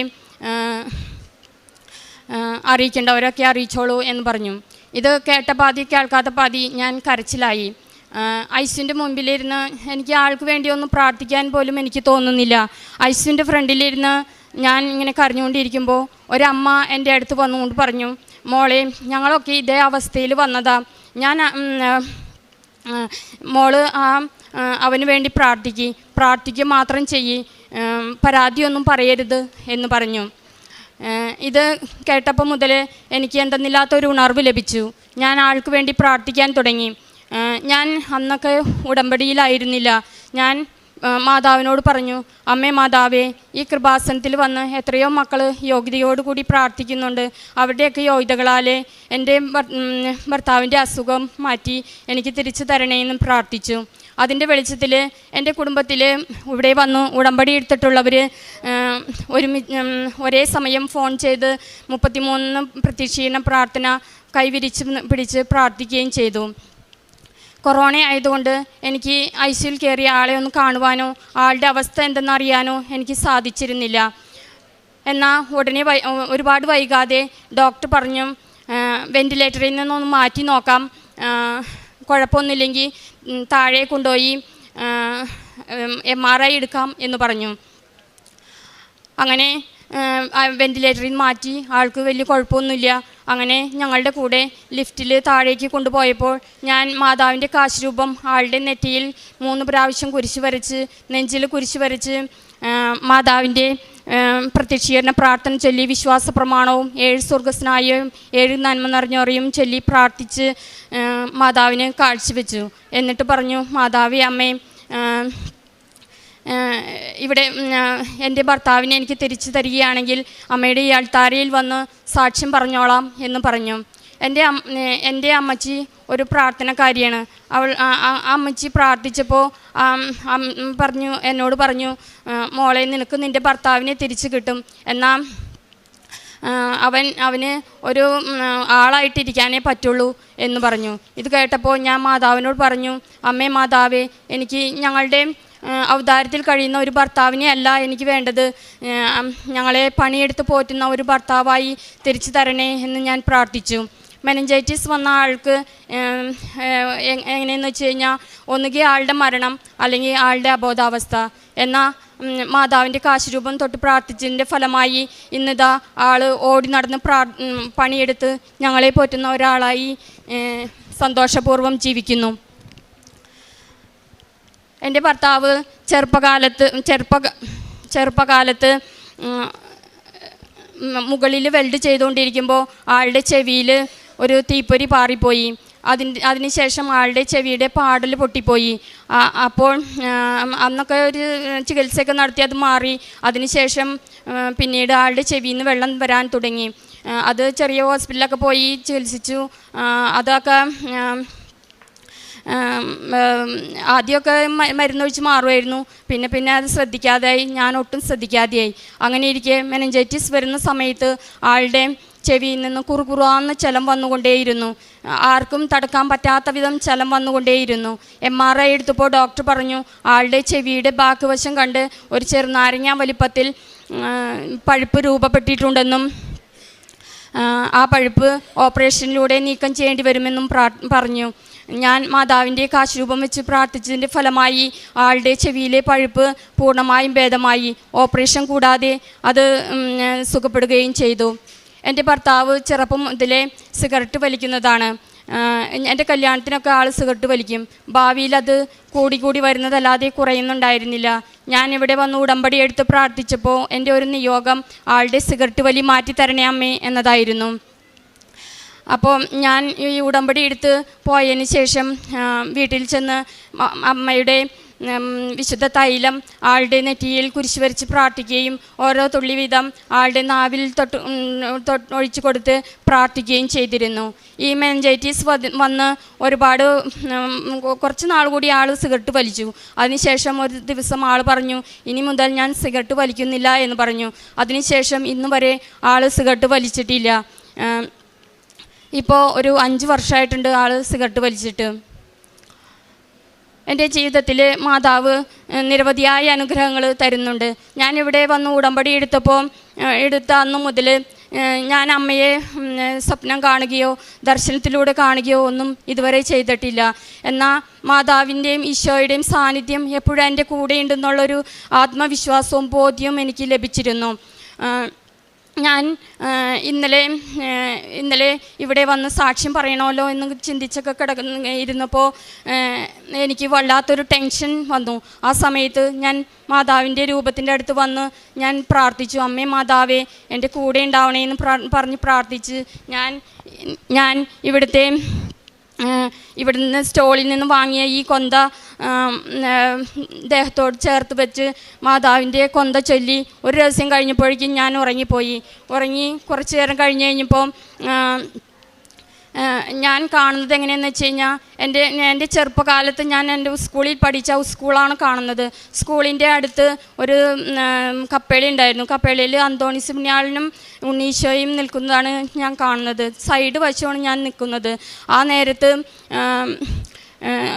ഞാൻ അവരുടെ മുഖത്ത് നോക്കി പ്രാർത്ഥിച്ചുകൊണ്ടിരിക്കുകയായിരുന്നു. ആ നേരത്ത് ആ മുഖവും ഉണ്ണീശോയുടെ മുഖവും മാഞ്ഞു പോയിട്ട് മാതാവിൻ്റെ ജീവനുള്ള മുഖം എൻ്റെ കൺമുന്നിലേക്ക് വന്നു.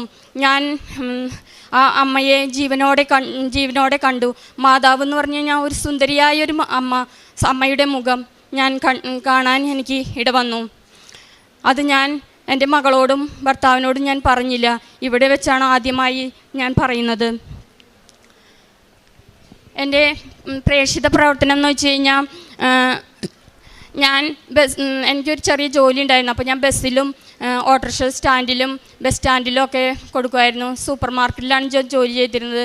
സൂപ്പർ മാർക്കറ്റിൽ വരുന്ന ഇന്ന ആളുകളൊന്നുമില്ല, എല്ലാവർക്കും ഞാൻ പത്രം കൊടുത്ത് പ്രാർത്ഥിക്കാറുണ്ട്.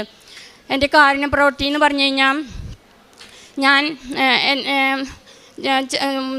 ചോറും പൊതികളൊക്കെ കെട്ടി ഞാൻ ബസ് സ്റ്റാൻഡിലൊക്കെ ഭിക്ഷക്കാരായിരിക്കുന്നവർക്ക് ഞാൻ കൊടുക്കാറുണ്ട്. പിന്നെ എൻ്റെ അടുത്ത് വന്ന് യാചിക്കുന്ന കൈ നീട്ടുന്ന ആരെയും ഞാൻ ഉപേക്ഷിക്കാറില്ല. എന്നാൽ ആയത് ഞാൻ കൊടുക്കാറുണ്ട്. ഇപ്പോൾ എൻ്റെ കൂടെയുള്ളവർ വർക്ക് ചെയ്യുന്നവർക്കൊക്കെ ബുദ്ധിമുട്ടെന്ന് കാണുമ്പോൾ അവർക്ക് തിരിച്ചു തരാൻ എനിക്ക് തിരിച്ചു തരാൻ കഴിയില്ല എന്ന് തോന്നുന്നവർക്ക് 500, 1000 ഒക്കെ ഞാൻ കൊടുക്കും. അതൊന്നും ഞാൻ തിരിച്ച് വാങ്ങാറില്ല. ഞാൻ ഇപ്പോൾ ഇവിടെ വന്ന് 2 പ്രാവശ്യം സാക്ഷ്യം പറയാൻ വന്നു. പക്ഷേ മാതാവ് എന്നെ അതിനെ അനുവദിച്ചില്ല. കാരണം ഞാൻ അപ്പോഴും ശരിയായ ഉടമ്പടിയിലായിരുന്നില്ല. അതിനുശേഷം ഞാൻ ഇവിടെ അച്ഛൻ്റെ ധ്യാനം സ്ഥിരമായി കേൾക്കുകയും സാക്ഷ്യങ്ങൾ കേൾക്കുകയും ചെയ്യും. അതുപോലെ എൻ്റെ വചനം വായിക്കുന്നത് എങ്ങനെയെന്ന് വെച്ചാൽ വചനത്തിലൂടെ ഈശോ എന്നോട് സംസാരിക്കുന്നതെന്ന് തോന്നാറുണ്ട്. കാരണം അന്നേ ദിവസം ഞാൻ എങ്ങനെ ജീവിക്കണമെന്നും എൻ്റെ പോരായ്മകൾ എന്താണെന്നും എനിക്ക് ആ വചനത്തിലൂടെ മനസ്സിലാക്കി തരാറുണ്ട്. അതുപോലെ പ്രവർത്തിക്കാൻ ഞാൻ പരിശ്രമിക്കാറുമുണ്ട്. ഞാൻ രണ്ടാഴ്ച കൂടെ ഇപ്പോൾ കുമ്പസാരിക്കാറുണ്ട്. അതുപോലെ എല്ലാ കാര്യങ്ങളും ഭംഗിയായിട്ട് നടത്തുന്നു. ഇവിടെ വന്ന് ഇന്ന് മാതാവിൻ്റെ ജന്മത്തിരുന്നാളായ ഇന്ന് തന്നെ മാതാവ് പ്രത്യക്ഷപ്പെട്ട ഈ അൾത്താരയിൽ വന്ന് സാക്ഷ്യം പറയാനായിട്ട് എന്നെ എൻ്റെ ഭർത്താവിനെ അനുഗ്രഹിച്ചതിന് ജോൺ. ഞാൻ ചെന്നൈയിൽ നിന്നാണ് വരുന്നത്. 2019 ആദ്യമായിട്ട് ഞാൻ ഈ കൃപാസനത്തെ പറ്റി അറിയുന്നത്. എങ്ങനെയെന്ന് വെച്ചാൽ ഞാൻ യൂട്യൂബിൽ ഇങ്ങനെ ഫോണിൽ നോക്കിക്കൊണ്ടിരുന്നപ്പോൾ പെട്ടെന്ന് കൃപാസനം എന്ന പേര് അങ്ങനെ ഒരു ധ്യാനം എന്നത് കണ്ട ഉടനെ തന്നെ ഞാൻ വിചാരിച്ചു, എന്താ ഈ കൃപാസനം എന്നൊക്കെ പറഞ്ഞാൽ ചുമ്മാ എന്തോ ഒരു ഹിന്ദു നെയിം പോലെയാണ് ഫസ്റ്റ് എനിക്ക് തോന്നിയത്. ഞാൻ ചെന്നൈയിലായതുകൊണ്ടാണെന്ന് തോന്നുന്നു. അപ്പോൾ ഞാൻ പിന്നെ അത് സ്കിപ്പ് ചെയ്താണ് വിട്ടത്. പിന്നെ ഒരു ദിവസം കഴിഞ്ഞതിന് ശേഷം പിന്നെയും അത് അപ്ലോഡായി കിടക്കുക. അപ്പം ഞാൻ പിന്നെ അത് വീണ്ടും ഞാൻ നോക്കിയപ്പോൾ അച്ഛൻ ഇങ്ങനെ ധ്യാനം പറയുന്നത് ഞാൻ കേൾക്കാൻ തുടങ്ങിയപ്പോൾ മാതാവിനെ കുറിച്ച് സംസാരിക്കുക. അപ്പോൾ ഞാൻ ജോസഫ് അച്ഛനെ കുറിച്ച് ഞാൻ വിചാരിച്ചത്, അച്ഛൻ ഇതുപോലെ കുറേ അച്ഛന്മാരൊക്കെ ഇതുപോലെ മാതാവിനെ കുറിച്ചൊക്കെ പറയുന്നുണ്ട്, വെറുതെ ആണെന്ന് തോന്നുന്നു എന്ന് വിചാരിച്ചിട്ട്. എന്ന് വെച്ചാൽ എനിക്ക് ഭയങ്കര ഇഷ്ടമാണ് മാതാവിനെയും ഈശോയിനെയും. പക്ഷേ കുറേ പേരിങ്ങനെ മാതാവിനെ കുറിച്ച് ചുമ്മാ എന്തെങ്കിലുമൊക്കെ ഓരോ ധ്യാനമൊക്കെ കുറിച്ച് പറയുന്നത് വിചാരിച്ചിട്ട് ഞാൻ അതിനെ സ്കിപ്പ് ചെയ്ത് വിടുകയാണ് ചെയ്യുന്നത്. അപ്പോൾ എന്നെ അറിയാതെ തന്നെ എന്നെ എന്തോ ഒന്ന് സ്പർശിക്കുകയാണ്, അത് വീണ്ടും നോക്കുമെന്ന്. അപ്പം ഞാൻ പിന്നെ ആ അച്ഛൻ്റെ ആ ടോക്കെല്ലാം ഫുള്ളും ഇങ്ങനെ നോക്കാൻ തുടങ്ങിയപ്പോൾ ഉടമ്പടിയെക്കുറിച്ചൊക്കെ പറയുക. എനിക്ക് ഈ ഉടമ്പടി എന്താണെന്നോ ആ ഉപ്പ്, തേന്, തൈലം ഇതൊക്കെ പറയുമ്പോൾ എനിക്കൊന്നും മനസ്സിലാകുന്നില്ല. അപ്പം ഞാൻ പെട്ടെന്ന് ഈ ഉടമ്പടി എന്താ എന്ന് വിചാരിച്ചിട്ട് ഞാൻ സെർച്ച് ചെയ്യാൻ തുടങ്ങി. കുറച്ച് നേരം കഴിഞ്ഞിട്ട് എനിക്ക് മാതാവ് എന്തോ ഒരു സംരക്ഷണം തരുന്നത് പോലെ എനിക്കെന്തോ ഒരു വൈബ്രേറ്റ് ആകുന്നു, വീണ്ടും നോക്കുമെന്ന്. അപ്പോൾ പിന്നെ ഉടമ്പടി എന്താണെന്ന് ഞാൻ നോക്കാൻ തുടങ്ങിയപ്പോൾ ആ ഉടമ്പടിയിൽ പറഞ്ഞിട്ടുള്ള കാര്യങ്ങൾ, ഈ പാപങ്ങളൊന്നും ചെയ്യാൻ പാടില്ല, പാപം ചെയ്തില്ല എങ്കിൽ ഈ 6 നിയോഗങ്ങൾ നടക്കുമെന്ന് അച്ഛൻ ഇങ്ങനെ പറയുന്നത് കേട്ടു. എന്താണ് ഈ പാപങ്ങളൊക്കെ എന്ന് പറഞ്ഞിട്ട് ഞാൻ ഈ 14 പാപങ്ങളെന്തോ എഴുതിയിരിക്കുന്നതെന്ന് പറയുന്നു. അപ്പോൾ ഞാൻ ഇതൊക്കെ കേൾക്കാൻ തുടങ്ങിയപ്പോൾ ഇങ്ങനെ മദ്യപിക്കാൻ പാടില്ല, വ്യഭിചാരം ചെയ്യാൻ പാടില്ല, അസൂയ പാടില്ല, കോപം പാടില്ല, ഇതൊക്കെ. അപ്പോൾ എനിക്ക് ഒരുപാട് ഇഷ്ടമാണ്, ഈശോയ്ക്ക് ഇഷ്ടമുള്ളത് ചെയ്യണമെന്ന് പറഞ്ഞിട്ട് എനിക്ക് ഭയങ്കര ആഗ്രഹമാണ്. പാപം ചെയ്യാതെ ജീവിക്കണമെന്ന് ഒരുപാട് ഇഷ്ടമുള്ള ആളാണ് ഞാൻ. അപ്പം ഈശോയ്ക്ക് ഇഷ്ടമുള്ള രീതിയിൽ ഇത് ജീവിച്ചാൽ നമുക്ക് ഈ 6 നിയോഗം, എനിക്ക് ഈ 6 നിയോഗത്തിലോട്ടല്ല കണ്ണ്, ഈ പാപം ചെയ്യാതെ ജീവിക്കണം എന്നുള്ള ഒറ്റ ആഗ്രഹമാണ് എനിക്കുള്ളത്. അപ്പോൾ എനിക്ക് ഭയങ്കര സന്തോഷമായി. ഈ പാപങ്ങളൊക്കെ ചെയ്യാതെ തന്നെ എനിക്ക് ജീവിക്കണമെന്ന് പറഞ്ഞിട്ട് ഞാൻ ഈ പ്രത്യക്ഷീകരണ പ്രാർത്ഥന എന്താണെന്ന് ഞാൻ നോക്കാൻ തുടങ്ങി. നോക്കിയിട്ട് ഒരു പേപ്പറിൽ എഴുതി വയ്ക്കുക ഈ പ്രാർത്ഥന എന്താണെന്ന് വെച്ചാൽ, അമ്മയെ പരിശുദ്ധമ്മേ ദൈവമാതാവേ, കൃപാസനത്തിലൂടെ ഞങ്ങളുടെ ദേശത്തിനും അമ്മ മാധ്യസ്ഥം നേടിത്തന്ന എല്ലാ അനുഗ്രഹങ്ങൾക്കും കൃപകൾക്കും നന്ദി പറയുന്നു. അമ്മയെ പരിശുദ്ധമ്മേ ദൈവമാതാവേ, 2004 ഡിസംബർ 7-ാം തീയതി ഉച്ച കഴിഞ്ഞ് 2:30 കൃപാസനത്തിൽ സംഭവിച്ച അമ്മയുടെ പ്രത്യക്ഷപ്പെടലിനെ കുറിച്ച് തിരുസഭയ്ക്ക് സമർപ്പിച്ചിരിക്കുന്ന പഠനരേഖകളുടെ മേൽ ഇങ്ങനെ തുടർന്നുകൊണ്ട് പോവുക. ഈ പ്രാർത്ഥന ഇതെന്താ പ്രാർത്ഥന, അങ്ങനെ ആലോചിക്കുക ഞാൻ. ഈ 2007 ഇതൊക്കെ ഈ ഡേറ്റൊക്കെ എന്തിനാന്ന് പറഞ്ഞിട്ട്, ശരി എന്തായാലും അച്ഛൻ പറഞ്ഞ പ്രാർത്ഥനയല്ലേ, ഇതിൽ അമ്മ കൊടുത്ത പ്രാർത്ഥനയല്ലേ എന്ന് ഓർത്തിട്ട് ഞാൻ അതിനെ കാണാതെ പഠിക്കാൻ തുടങ്ങി. നമുക്ക് എവിടെയെങ്കിലും പോയാൽ ഈ പേപ്പർ മിസ്സായാൽ നമുക്കത് ചൊല്ലാൻ പറ്റത്തില്ലല്ലോ. അപ്പോൾ അമ്മയോടുള്ള കൂടുതൽ ഇഷ്ടം കാരണം ഈ പ്രാർത്ഥന ഞാൻ കാണാതെ പഠിച്ച് ഫുള്ളും എവിടെ പോയാലും ഞാൻ അടുക്കളയിൽ ജോലി ചെയ്യുമ്പോഴും റൂമിൽ പോകുമ്പോഴും വെറുതെ ഒറ്റയ്ക്ക് ഇരിക്കുമ്പോഴൊക്കെ ഞാൻ ഇങ്ങനെ ഈ പ്രാർത്ഥന ചുമ്മാ ചൊല്ലിക്കൊണ്ടിരുന്നു. എന്ന് വെച്ചാൽ കൂടുതൽ എനിക്ക് അമ്മയോട് ഇഷ്ടമാണ്. അതുകൊണ്ട് ഞാൻ ജപമാല ചൊല്ലി തീരുന്നതിന് മുമ്പ് ഈ പ്രാർത്ഥന അങ്ങനെ അറിയാതെ പറയാൻ തുടങ്ങി. ഒരു ദിവസമായപ്പോൾ എനിക്ക് ഒറ്റ ആഗ്രഹമായിരുന്നു, മാധവി എല്ലാവരും ഇങ്ങനെ കൃപാസനത്തിൽ വന്ന് ഇങ്ങനെ ധ്യാനത്തിന് കൂടിയിട്ട് ഇങ്ങനെ സാക്ഷ്യമൊക്കെ പറയുന്നില്ല, എനിക്കും ഒരു ജീവിതത്തിൽ ഒരു അത്ഭുതം നടക്കണം. എന്ന് വെച്ചാൽ ഇന്നേ വരെ ഞാൻ ജീവിതത്തിൽ സാക്ഷ്യം പറഞ്ഞിട്ടില്ലാത്ത ആളാണ്. അപ്പോൾ എനിക്ക് നല്ലതൊക്കെ നടക്കുന്നുണ്ട്, ദൈവത്തിന് ഞാൻ ഒരുപാട് നന്ദി എന്നും പറയുന്ന ആളാണ്. പക്ഷേ എനിക്ക് ഈ അത്ഭുതം ഇങ്ങനെ സാക്ഷ്യം പറയുന്നതൊക്കെ ഞാൻ ഇതുവരെയും ചെയ്തിട്ടില്ല. അപ്പോൾ എനിക്ക് ഈ മനുഷ്യനെ കൊണ്ട് അസാധ്യം ആയ കാര്യങ്ങളാണ് എനിക്ക് അത്ഭുതം നടക്കേണ്ടതെന്നുള്ള ഒറ്റ ആഗ്രഹം ഉണ്ടായിരുന്നു. മനുഷ്യനെല്ലാം സാധിക്കും, പക്ഷേ ദൈവത്തിന് അസാധ്യമായിട്ടൊന്നും ഇല്ലയെന്ന് ഞാൻ വിശ്വസിക്കുന്ന ആളാണ്. പക്ഷേ മനുഷ്യനെ കൊണ്ട് ചെയ്യുന്നതല്ല, ദൈവത്തിന് സാധ്യമുള്ള കാര്യം എനിക്ക് നടക്കണം, അത് ആത്മീയ കാര്യമാണ്, കൂടുതൽ നടക്കണമെന്ന് എനിക്ക് ഭയങ്കര ആഗ്രഹമായിരുന്നു. അപ്പോൾ ഒരു ദിവസം എനിക്ക് അച്ഛൻ്റെ ഒരു ദിവസത്തെ ധ്യാനത്തിൽ ഇങ്ങനെ പറയാം, അച്ഛൻ നമുക്ക് വേദനകൾ ഈശോയോടൊപ്പം സഹിക്കുകയാണെങ്കിൽ നമുക്കും രക്തസാക്ഷികളായിട്ട് മാറാൻ പറ്റുമെന്ന് പറയുക. അപ്പോൾ എനിക്ക് ശരീരത്തിൽ എന്ത് വേദന വന്നാലും ഞാൻ പെട്ടെന്ന് അത് പ്രതികരിക്കാത്ത ആളാണ്. മാക്സിമം ഞാനത് ഒരുപാട് സഹിക്കുന്ന ആളാണ്. അപ്പം ഞാൻ ഓർത്ത് വേദനയൊക്കെ വന്നാൽ നമ്മളെ കൊണ്ട് സഹിക്കാൻ പറ്റും, ശരീരത്തിലുള്ള വേദനയല്ലേ സാരമില്ല. അപ്പം മനസ്സിലുള്ള വേദനയാണ് എനിക്ക് സഹിക്കാൻ പറ്റാത്തത്. അപ്പോൾ ഒരു ദിവസം ഞാൻ ഇങ്ങനെ ജപമാലയൊക്കെ കഴിഞ്ഞ് രാത്രി എല്ലാവരും ചോറൊക്കെ കഴിച്ചിട്ട് ഉറങ്ങാൻ പോകുന്ന സമയത്ത് പെട്ടെന്ന് ഒരു വേദന വയറ്റിൽ വേദന വന്നപ്പോൾ ഞാൻ ഇങ്ങനെ ചേട്ടനോട് പറയാം, ചേട്ടാ എനിക്ക് ഒരു വയറുവേദന. അപ്പോൾ ഞാൻ വിചാരിച്ചു എന്തെങ്കിലും ഗ്യാസ്ട്രിക് ആയിരിക്കുമോ വേറെ എന്തെങ്കിലും വേദന ആയിരിക്കുമോ എന്ന് വിചാരിച്ചിട്ട് ഞാൻ അത് സാരാക്കിയില്ല. പിന്നെ കഴിയും തോറും കൂടുക വേദന കൂടി വന്ന് ഒരുപാട് വേദനയായി, എനിക്ക് സഹിക്കാൻ പറ്റുന്നില്ല. പിന്നെ ഞാൻ കരയാൻ തുടങ്ങി. പിന്നെ ചേട്ടനോട് പറയാം, എനിക്ക് സഹിക്കാൻ പറ്റുന്നില്ല ചേട്ടാ, വേദന കൂടിക്കൊണ്ടിരിക്കുകയെന്ന് പറഞ്ഞു. അപ്പോൾ ചേട്ടൻ പറഞ്ഞു, ശരി വന്നാൽ നമുക്ക് അടുത്ത ഹോസ്പിറ്റലിൽ പോയി നോക്കാമെന്ന് പറഞ്ഞു. ഹോസ്പിറ്റലിൽ ചെന്ന് നോക്കിയപ്പോൾ ഡോക്ടർ പറയുക എന്തെങ്കിലും വേറെ എന്തെങ്കിലും കഴിച്ചോ, ഫുഡിൻ്റെ ഇതാണോ എന്നൊക്കെ പറഞ്ഞിട്ട്. അപ്പോൾ ഞാൻ പറഞ്ഞു പറ്റുന്നില്ല ഡോക്ടറെ, എനിക്ക് ഇന്ന് ഡോക്ടറെ അറിയാനുള്ള ഡോക്ടറാണ്. അപ്പോൾ ഡോക്ടർ പറഞ്ഞു ഇല്ല. ഞാൻ പറഞ്ഞു ഇല്ല ഡോക്ടറെ, എനിക്ക് പറ്റുന്നില്ല, എനിക്ക് സഹിക്കാൻ പറ്റുന്നില്ല. ഡോക്ടർ പെയിൻ കില്ലറിൻ്റെ ടാബ്ലറ്റ് ഇഞ്ചക്ഷൻ എല്ലാം ചെയ്ത് നോക്കി, കുറച്ച് നേരം കിടത്തി നോക്കി, എനിക്ക് പറ്റുന്നില്ല. പിന്നെ ഞാൻ ഡോക്ടർ പറയാം ഇല്ല, ഞാൻ ഒരു മെഡിക്കൽ കോളേജിൽ എഴുതി തരാം. ചെന്നൈയിൽ രാമചന്ദ്ര മെഡിക്കൽ കോളേജിൽ ഞങ്ങൾക്ക് എഴുതി തന്നു. രാത്രി 10:30-11 മണിയിരിക്കും.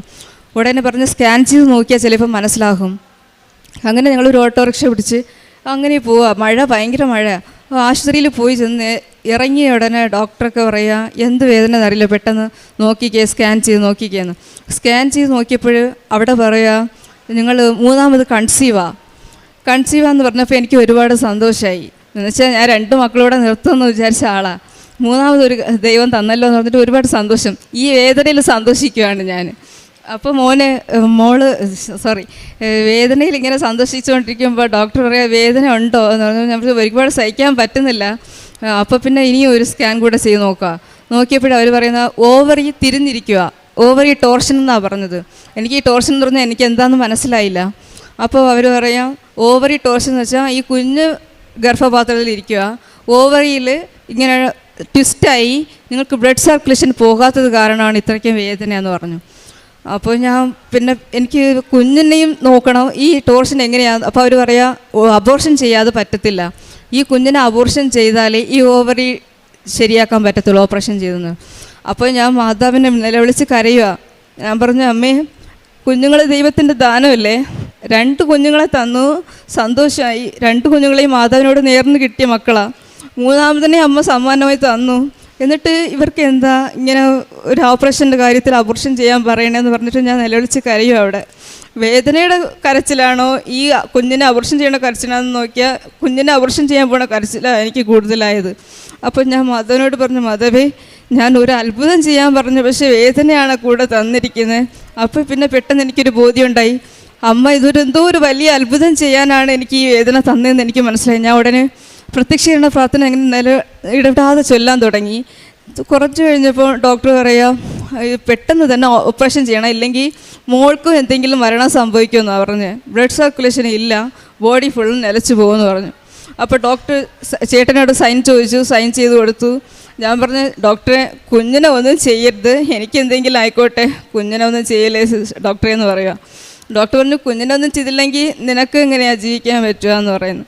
അങ്ങനെ ഞാൻ മാധവനോട് നിലവിളിച്ച് കരഞ്ഞ് ഡോക്ടർ പറഞ്ഞു രാവിലെ 8 മണിക്ക് നിനക്ക് സഹിക്കാൻ പറ്റുമോ? ഞാൻ പറഞ്ഞു ഞാൻ സഹിക്കാം, മമ്മിയും പപ്പയൊക്കെ നാട്ടിൽ തിരുവനന്തപുരത്ത് നിന്ന് വരാൻ വേണ്ടിയിട്ട് 1 ദിവസം രാത്രി കയറിയാൽ രാവിലെ തന്നെ വരാൻ പറ്റുമോ? അപ്പോൾ ഞാൻ ഡോക്ടറിനോട് പറഞ്ഞു ഡോക്ടർ മമ്മിയും പപ്പയും വന്നതിന് ശേഷം വെയിറ്റ് ചെയ്യുമോ ഡോക്ടറെ, മോക്ക് ഈ വേദന സഹിക്കാൻ പറ്റുമോ, എത്ര ദൂരം വരെ ഈ പെയിൻ കില്ലർ നീ സഹിക്കും? ഞാൻ പറഞ്ഞു ഞാൻ സഹിച്ചോളാം, ഞാൻ വെയിറ്റ് ചെയ്യാം ഡോക്ടറെ എന്ന് പറഞ്ഞു. രാവിലെ 8 മണിക്കില്ല 7 മണിക്ക് മമ്മിയൊക്കെ എത്തി. ഡോക്ടർ ICUയിൽ കൊണ്ടുപോവുക, എന്നെ ഓപ്പറേഷൻ തിയേറ്ററിൽ കൊണ്ടുപോയിട്ട് എന്നെ എല്ലാം ചെക്ക് ചെയ്ത് നോക്കിയിട്ട് ഡോക്ടർക്ക് ഓപ്പറേഷൻ ചെയ്യാനുള്ള എല്ലാ ടൂൾസൊക്കെ എടുത്ത് വയ്ക്കുക. അപ്പോൾ ഒരു ഡോക്ടർ എന്നെ കണ്ടിട്ട് പറയുക ഒരു സ്കാൻ കൂടെ ചെയ്ത് നോക്കിയാലോ എന്ന് പറഞ്ഞിട്ട് സ്കാൻ ചെയ്തപ്പോൾ ഡോക്ടർ പെട്ടെന്ന് വാട്ട് എ മിറാക്കിൾ എന്ന് പറഞ്ഞിട്ട് അവിടെ നിന്ന് അലറിക്കൊണ്ട് വരുമോ എൻ്റെ അടുത്ത്. എന്നിട്ട് എന്നെ നോക്കിയിട്ട് പറയുക മോളെ ഈ കുഞ്ഞ് നേരെയായി, ഈ ടോർഷൻ നേരെയായി, ഓവറി നേരെയായിരിക്കുന്നു, കുഞ്ഞിനൊന്നുമില്ല, കുഞ്ഞ് നോർമലായിട്ടിരിക്കുക, ഞങ്ങൾക്കിത് പറ്റുന്നില്ല വിശ്വസിക്കാൻ വേണ്ടി എന്ന് പറയുക ഡോക്ടർ. ഞാൻ പെട്ടെന്ന് അവരെ നോക്കി ചിരിക്കുന്നില്ല, സ്വർഗത്തിൽ ഇങ്ങനെ കണ്ണുള്ളിർത്തി പരിശുദ്ധ അമ്മേ ഇത്രയും വലിയ അത്ഭുതം ചെയ്തതിന് ഞാൻ കൂടി നന്ദി പറയുന്നെന്ന് പറഞ്ഞിട്ട് വിശ്വാസ പ്രമാണവും ഈ ജപമാല ഇങ്ങനെ ചൊല്ലി എൻ്റെ അമ്മയോട് നോക്കി ഞാൻ പുഞ്ചിരിച്ച് ഞാൻ കരഞ്ഞ് സാക്ഷ്യം പറയും അവിടെ ഇരുന്നിട്ട്. എന്നിട്ട് ഞാൻ ഡോക്ടറിനോട് പറഞ്ഞു ഡോക്ടറെ എനിക്ക് വിശ്വാസമാണ് അമ്മയാണ് ഇത് ചെയ്തത്, അമ്മയും ഈശോയോ എനിക്ക് ഈ കുഞ്ഞിനെ തിരിച്ച് തന്നതെന്ന് പറഞ്ഞിട്ട്. എന്നിട്ട് അവിടുത്തെ എല്ലാ സിസ്റ്റേഴ്സിനും ഡോക്ടേഴ്സിനോട് ഞാൻ പറഞ്ഞിട്ടാണ് ഇറങ്ങിയതിന് ശേഷം ഡോക്ടർ പറയുക കുറേ പെയിൻ കില്ലറും ടാബ്ലറ്റൊക്കെ തന്നത് കാരണം മോന് എന്തെങ്കിലും ആകും, കൈകാലോ അല്ലെങ്കിൽ മൂളയ്ക്ക് എന്തെങ്കിലും ആകും എന്ന് പറഞ്ഞിട്ട് തമിഴിലാണ് പറഞ്ഞത്. അപ്പോൾ ഇന്ന് വരെ മോന് ഒരു കുഴപ്പമില്ല, നല്ല ആരോഗ്യമുള്ള 3 മക്കൾ ദൈവം തന്നതിനെ കൂടി നന്ദി പറയുക. മനുഷ്യർക്ക് അസാധ്യം അത് ദൈവത്തിന് സാധ്യമാണെന്ന് ലൂക്ക 18:27 പറഞ്ഞത് ആ കാര്യം ദൈവം എനിക്ക് സാധിച്ചു തന്നു. അങ്ങനെ ഇടയ്ക്ക് കുറേ നാൾ കഴിഞ്ഞതിന് ശേഷം ജപമാല ചൊല്ലലും പ്രാർത്ഥനയും വീട്ടിലൊക്കെ നടന്നുകൊണ്ട് പോയപ്പം ഇടയ്ക്കിടയ്ക്ക് കുറച്ച് ഡൗണായി. പ്രാർത്ഥനയിൽ ഡൗൺ ആയതല്ല, ഞാൻ പ്രാർത്ഥിക്കുമ്പോഴും ചേട്ടന് ചിലപ്പോൾ ഡൗൺ ആവും. ചേട്ടൻ പറയും മാതാവ് മാത്രം മതിയോ നിനക്ക്, എപ്പോഴും ജപമാല ചൊല്ലിയാൽ മാത്രം മതിയോ, ബൈബിൾ വായിക്കും, ജപമാല ചൊല്ലും, പ്രാർത്ഥിക്കും, ഇനി നീ ചുമ്മാ ഇങ്ങനെ ചൊല്ലിക്കൊണ്ടിരുന്നാൽ വേറെ എന്താ എന്ന് പറഞ്ഞിട്ട്. അപ്പോൾ പിന്നെ കുറേ നാൾ കഴിഞ്ഞപ്പോൾ ചേട്ടൻ തന്നെ പറയുക ഇതൊക്കെ നിർത്തി വെച്ച് നോക്കൂ, ഒരു ദിവസം എങ്ങനെയാണെന്ന് നോക്കാമെന്ന്. അങ്ങനെ കുറച്ച് നാൾ ചേട്ടൻ പ്രാർത്ഥനയ്ക്കൊന്നും വരത്തില്ല, നിങ്ങൾ പഠിച്ചോ, നിങ്ങൾ ചൊല്ലിക്കോ, പ്രത്യക്ഷീകരണ പ്രാർത്ഥനയ്ക്കൊന്നും എഴുന്നേൽക്കത്തില്ല, 5:30 എഴുന്നേൽക്കത്തില്ല. പ്രാർത്ഥിക്കുന്ന സമയത്ത് മാതാവ് ഞങ്ങൾക്ക് ഒരു അനുഭവം ഉണ്ടായിരുന്നു. എല്ലാവർക്കും കൊറോണ ഒന്നും വരത്തില്ല എന്നുള്ള ഒരു ബോധ്യം ഞങ്ങൾക്ക് തന്നായിരുന്നു. അതുകൊണ്ട് ഞങ്ങൾക്ക് ഈ കൊറോണ വന്നപ്പോൾ എല്ലാവരും കൊറോണയിൽ ഇങ്ങനെ കോവിഡ് കാരണം മരിച്ചു പോവുകയാണ്. അപ്പോൾ നമ്മുടെ ആത്മാവ് നഷ്ടപ്പെട്ടാൽ നമ്മളെവിടെ പോകും? എനിക്ക് ഈ പാതാളത്തിലും ശുദ്ധീകരണ സ്ഥലത്തൊന്നും പോകാൻ വലിയ താല്പര്യമൊന്നുമില്ല. അപ്പോൾ ഞാൻ മാതാവിനോട് കരഞ്ഞു പ്രാർത്ഥിച്ചു, ഈശോയെ എൻ്റെ ആത്മാവ് നഷ്ടപ്പെടാതെ ഈ സ്വർഗത്തിൽ പോകാൻ വേണ്ടിയിട്ട് അമ്മ എനിക്ക് ഈശോയുടെ ഒപ്പം കൊണ്ടുപോകാൻ എന്നെ വഴി നടത്തണമെന്ന് ഞാൻ ഒരുപാട് എപ്പോഴും പ്രാർത്ഥിക്കുന്ന ഒറ്റ കാര്യം, എൻ്റെ ആത്മാവ് നഷ്ടപ്പെടാതെ കാത്തുകൊള്ളണേ എന്ന് പ്രാർത്ഥിക്കും. ഈ അത്ഭുതമൊക്കെ നടന്നപ്പോൾ കുറേ പേർക്ക് സാക്ഷിയൊക്കെ പറഞ്ഞപ്പോൾ, നിങ്ങൾക്ക് മാത്രമാണോ മാതാവ് ഉള്ളത്, ഞങ്ങൾക്കൊന്നുമില്ലേ, ഞങ്ങൾക്ക് ഒന്നും അത്ഭുതം നടക്കത്തില്ല, ഞങ്ങൾക്ക് മാത്രമാണോ നടക്കുന്നതൊക്കെ കുറേ പേര് അസൂയ കൊണ്ട് ഞങ്ങൾക്ക് ആരും, ചിലർ സംസാരിക്കാണ്ട് പോയിട്ടുണ്ട്, ചിലർ കുടുംബത്തിലുള്ളവരൊക്കെ മാറിപ്പോയിട്ടുണ്ട്, അങ്ങനെയൊക്കെ ഉണ്ട്. പക്ഷെ എന്നാലും എന്ത് തന്നെ വന്നാലും ഞാൻ ഈശോയിനെ മാതാവിനെ വിടത്തില്ല, അവർക്ക് വേണ്ടി പ്രാർത്ഥിക്കും. ഈശോ പറഞ്ഞിട്ടില്ലേ, എന്നെ കഷ്ടപ്പെടുത്തിയവർ എന്ന് വെച്ചാൽ തമിഴിൽ പറയും, എന്നെ തുൻപുറുത്തിനവർ ഉങ്ങളെയും തുൻപുറുത്തുവാർ എന്ന് ഞങ്ങളുടെ ഇടവകയിലെ അച്ഛനൊക്കെ എപ്പോഴും പറയും. അത് ആ ബൈബിൾ വചനം എനിക്ക് എപ്പോഴും മനസ്സിലുണ്ടാവും. ഈശോയിനെ കഷ്ടപ്പെടുത്തിയതുപോലെ നമ്മളെയും കുറേ പേര് കഷ്ടപ്പെടുത്തും. എന്നാലും നമ്മളെ വഴിതെറ്റിക്കാൻ നോക്കിയാലും നമ്മൾ ഈശോയിനെയും മാതാവിനെയും വിടത്തില്ല എന്ന് പറഞ്ഞിട്ട് മുറുകെ പിടിച്ച് ജപമാലയും പ്രാർത്ഥനയും ദിവ്യബലിയും ഒരു ആത്മീയ രക്ഷയ്ക്ക് വേണ്ടിയിട്ട് എന്തൊക്കെ പ്രാർത്ഥന ചെയ്യണോ അതൊക്കെ എല്ലാം ഇരുന്ന് മുറുകെ പിടിച്ച് ചെയ്യുന്നു. ഇന്ന് കുടുംബത്തിൽ കുറേ കഷ്ണങ്ങളൊക്കെ ഞങ്ങൾക്ക് വന്നിട്ടുണ്ടെങ്കിലും ദൈവം ഞങ്ങൾക്കൊരു ഈശോയുടെ ഒരു സമാധാനം ഞങ്ങൾക്ക് കിട്ടി. മാതാവിൻ്റെ ഒരു വലിയ സ്നേഹം ഞങ്ങൾക്ക്, ഈശോയുടെ സ്നേഹം അങ്ങനെ നിറഞ്ഞു കവിഞ്ഞൊഴുകുന്ന ഒരു അനുഭവമൊക്കെ ഞങ്ങൾക്ക് കിട്ടിയിട്ടുണ്ട്. ഇപ്പം ഇവിടെ ചെന്നൈയിൽ നിന്ന് ഞങ്ങൾ വരുക, ഇവിടെ വന്ന് ഞാൻ സാക്ഷ്യം പറയണമെന്ന് ഓർത്തല്ല വന്നത്. പെട്ടെന്ന് ഞങ്ങളെ മാതാവ് കയറ്റി അയച്ചതാണ്. പെട്ടെന്ന് ടിക്കറ്റ് എടുക്കാൻ തോന്നി. മോളും മക്കളൊക്കെ പറയാ 10 ദിവസം ലീവല്ലേ, കോട്ടേളി ലീവല്ലേ, കൃപാസനത്തിൽ പോയിട്ട് വരാമോ അമ്മ എന്ന് പറഞ്ഞിട്ട്. അപ്പോൾ പെട്ടെന്ന് തന്നെ ചേട്ടൻ പറഞ്ഞു, ആ ശരി പോയിട്ട് വരാമെന്ന് പറഞ്ഞിട്ട്. പെട്ടെന്ന് ചേട്ടൻ പറയുന്ന ആളല്ല, കൃപാസനമൊക്കെ പെട്ടെന്ന് പറയുന്ന ആളല്ല ചേട്ടനെ കൊണ്ട് പറയിപ്പിച്ച്. അതിന് 2 ദിവസം മുമ്പിൽ തന്നെ ഞാൻ പറയുക, മാതാവേ കൃപാസനത്തിൽ വരണമെന്ന് ആഗ്രഹമുണ്ട്, പക്ഷേ അമ്മ ഇതിൽ ഒരു വലിയ അത്ഭുതം ചെയ്യണം, ഞാൻ പറഞ്ഞാലൊന്നും കേൾക്കത്തില്ല, ചേട്ടൻ്റെ ഭാഗമുണ്ടോ മക്കളുടെ ഭാഗമുണ്ടോ പറയണമെന്ന് പറഞ്ഞ് വിചാരിച്ചിരുന്നു. അതേപോലെ തന്നെ ചേട്ടൻ തന്നെ പറയുക, ശരി പോയിട്ട് വരാം.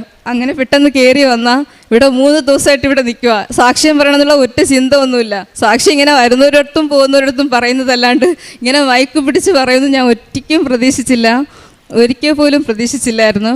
ഇപ്പം മാതാവിനോട് ഇവിടെ ഇരുന്നിട്ട് ഞാൻ സാക്ഷ്യം കാണുമ്പോൾ ചേട്ടനോട് പറയുക, നമ്മൾ ഇതുവരെ 2019 എടുത്തതാണ് ഉടമ്പടി ഞാനത് ഓൺലൈനിൽ എടുത്തതാണ്.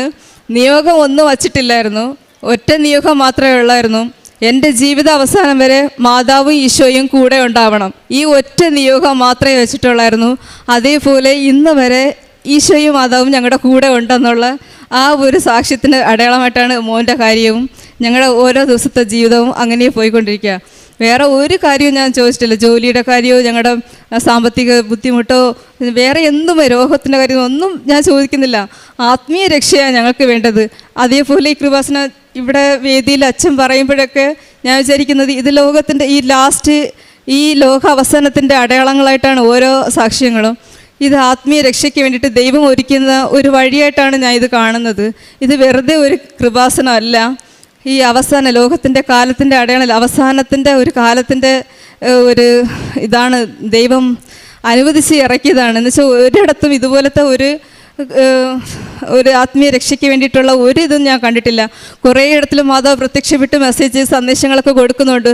പക്ഷേ ഇത് ഓരോരുത്തരും എന്നുവെച്ചാൽ ജ്ഞാനസ്നാനം എടുക്കേണ്ട, കുർബാന ഒന്നുമില്ല, ഹിന്ദുക്കളായാലും മുസ്ലിങ്ങളായാലും പെട്ടെന്ന് വന്ന് തന്നെ ഇവിടെ ഉടമ്പടി എന്ന് വെച്ചാൽ നമ്മൾ പാപങ്ങളൊന്നും ചെയ്യാണ്ടിരുന്ന ദൈവം ഇറങ്ങി വന്ന് നമ്മളെ സ്നേഹിക്കുന്നത്. എല്ലാവർക്കും മാതാവ് പ്രത്യക്ഷപ്പെടും. മാതാവിനെയൊക്കെ ഞാൻ ഒരുപാട് സ്വപ്നം കണ്ട ആളാണ്. മാതാവ് കുറേ മെസ്സേജൊക്കെ തന്നിട്ടുണ്ട്, കുറേ വചനങ്ങൾ എനിക്ക് പറഞ്ഞു തന്നിട്ടുണ്ട്. അങ്ങനെ ഞാനും മാതാവിനെ ഒത്തിരി സ്നേഹിക്കുന്നത് കാരണമല്ല, ഇവിടെ ഉടമ്പടി എടുത്തിട്ടുണ്ടെങ്കിൽ എല്ലാവർക്കും മാതാവിൻ്റെ എന്തെങ്കിലും ഒരു അടയാളങ്ങൾ ഉണ്ടായിട്ടുണ്ടെന്ന് ഞാൻ വിശ്വസിക്കുന്നു. കാരണം മാതാവ് കൊണ്ടുവരാതെ ഇവിടെ ആരും ഈ കൃപാസനത്തിൻ്റെ അവിടുത്തെ കാല് കുത്താൻ പറ്റത്തില്ല എന്ന് ഞാൻ ഉറച്ച് വിശ്വസിക്കുക. ഇത്രയും ചെയ്ത് മാതാവിനും ഈശോയ്ക്കും കൂടി നന്ദി പറയും. പിന്നെ കാരുണ്യ പ്രവൃത്തി എനിക്ക് പറയാൻ വലിയ ആഗ്രഹമൊന്നുമില്ല. നമ്മൾ ചെയ്യുന്ന കാര്യങ്ങൾ മറ്റുള്ളവരോട് പറയരുതെന്ന് ഞാൻ ആഗ്രഹിക്കുന്ന ആളാണ്. കയ്യിൽ കാശ് കിട്ടിയാൽ കാശ് എൻ്റെ കയ്യിലിരിക്കത്തില്ല, എനിക്ക് ആർക്കെങ്കിലും കൊടുത്തില്ലെങ്കിൽ പറ്റത്തില്ല. അങ്ങനത്തെ ആളാണ്. ചേട്ടനോട് കുറേ വഴക്ക് മേടിച്ചിട്ടുള്ള ആളാണ്. പൈസയൊക്കെ നീ എങ്ങനെ കൊണ്ട് തീർക്കുന്നത് അറിയില്ല. എന്നുവെച്ചാൽ എനിക്കുണ്ടോ ഇല്ലെന്ന് നോക്കത്തില്ല, പേഴ്സിൽ പൈസ ഇരിക്കത്തില്ല. കിട്ടുകയാണെങ്കിൽ അതിനങ്ങനെ തീർക്കും. എൻ്റെ മോളും എല്ലാവരും പറയും അമ്മയുടെ കയ്യിൽ കാശ് തന്നാൽ പിന്നെ തീർക്കും, ആർക്കെങ്കിലും കൊണ്ടു കൊടുക്കുക. കാണുന്നവരെയൊക്കെ ഞാൻ കുറച്ച് വയസ്സായ അമ്മച്ചിമാരെ കണ്ടാൽ പിന്നെ മാതാവിനായിട്ടാണ് കാണുന്നത്, വയസ്സായ അപ്പച്ചന്മാരെ കണ്ടാൽ എനിക്ക് ഈശോയായിട്ടാണ് കാണുന്നത്, സഹോദരങ്ങളെ കാണുമ്പോൾ യേശു 33 വയസ്സിൽ കുരിശ് ചുമന്ന അതുപോലെ എനിക്ക് കാണുന്നത്. വഴിയിൽ ഞാൻ ബസ് സ്റ്റാൻഡിലൊക്കെ ഓരോ അപ്പച്ചന്മാരും ചേട്ടന്മാരൊക്കെ ഇങ്ങനെ കിടക്കുന്നത് കാരണം അവരെ കാണാൻ സഹിക്കാൻ പറ്റുന്നില്ല. ഈശോ എത്രമാത്രം വേദന സഹിച്ചിട്ടുണ്ടാവും എനിക്ക് വേണ്ടി, നിങ്ങൾക്ക് വേണ്ടി, എല്ലാവർക്കും വേണ്ടി, ലോകത്തിന് വേണ്ടിയൊക്കെ എങ്ങനെ സഹിച്ചിട്ടുണ്ടാവും. ഈശോയുടെ ചെറിയ വേദന പോലും നമുക്ക് സഹിക്കാൻ പറ്റുന്നില്ലല്ലോ ഈശോയെ. ഇവിടെ കിടക്കുന്നവരൊക്കെ കാണുമ്പോൾ എനിക്ക് ഒരുപാട് സ്നേഹം, അവരെയൊക്കെ മദർ തെരേസയെ പോലെയൊക്കെ ചെയ്യണമെന്നൊരു ആഗ്രഹമുണ്ട്. പക്ഷേ എങ്ങനെ ചെയ്യണമെന്ന് എനിക്കറിയില്ല. പക്ഷെ ഞാൻ അവിടെ നിന്ന് പ്രാർത്ഥിച്ചിട്ട് വരും. അമ്മയുടെ കരങ്ങളിൽ ഈ അപ്പച്ചനെ അമ്മച്ചി ഞാൻ സമർപ്പിച്ചിട്ട് വരുക. അങ്ങനെ പറഞ്ഞിട്ട് പോയി പള്ളിയിലിരുന്ന് ആരാധന ചാപ്പിലിരുന്ന് കരഞ്ഞ് പ്രാർത്ഥിച്ച് അവർക്ക് വേണ്ടിയിട്ട് ഞാൻ ഒരുപാട് പ്രാർത്ഥിക്കും. അവരുടെ ആത്മരക്ഷയ്ക്ക് വേണ്ടിയും അവർക്ക് സൗഖ്യം കൊടുക്കണമെന്നൊക്കെ. ഒരുപാട് പേർക്ക് സൗഖ്യം കൊടുത്തിട്ടുണ്ട് അമ്മ. മക്കളില്ലാത്തവർക്ക് മക്കൾ കൊടുത്തിട്ടുണ്ട്. ഞങ്ങളുടെ വീട്ടിൽ 6-7 വർഷമായിട്ട് മക്കളില്ലാത്ത ഒരു ചേച്ചി, അവർക്ക് ഇപ്പോൾ 3 മാസമായി പ്രഗ്നൻ്റായിട്ട്. മാതാവിനെയൊക്കെ ഞാൻ ഈ പത്രമൊക്കെ കൊടുത്തിട്ട് അതൊക്കെ ഒരുപാട് സാക്ഷ്യങ്ങളൊക്കെ ഉണ്ട്. എനിക്ക് പറയാൻ പോയാൽ നിർത്താൻ പറ്റത്തില്ല, അത്രയ്ക്ക് വലിയ സാക്ഷ്യങ്ങളാണ്. പ്രേക്ഷിത പ്രവർത്തനം പത്രം ഇങ്ങനെ കൊടുക്കും, എല്ലാവർക്കും കൊണ്ട് കൊടുക്കും. പിന്നെ കുമ്പസാരിക്കും, ആഴ്ചയിൽ മുടങ്ങാതെ ഞായറാഴ്ച ബലിയൊക്കെ കാണും, ദിവ്യബലി ദിവസവും ദിവ്യബലി കാണും. ഞായറാഴ്ചയൊക്കെ 2-3 ദിവ്യബലിയൊക്കെ കാണും.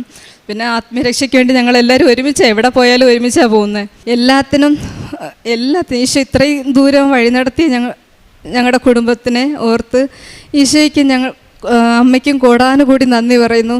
ഇനിയും വരുന്ന മക്കളെയും ഇതുപോലെ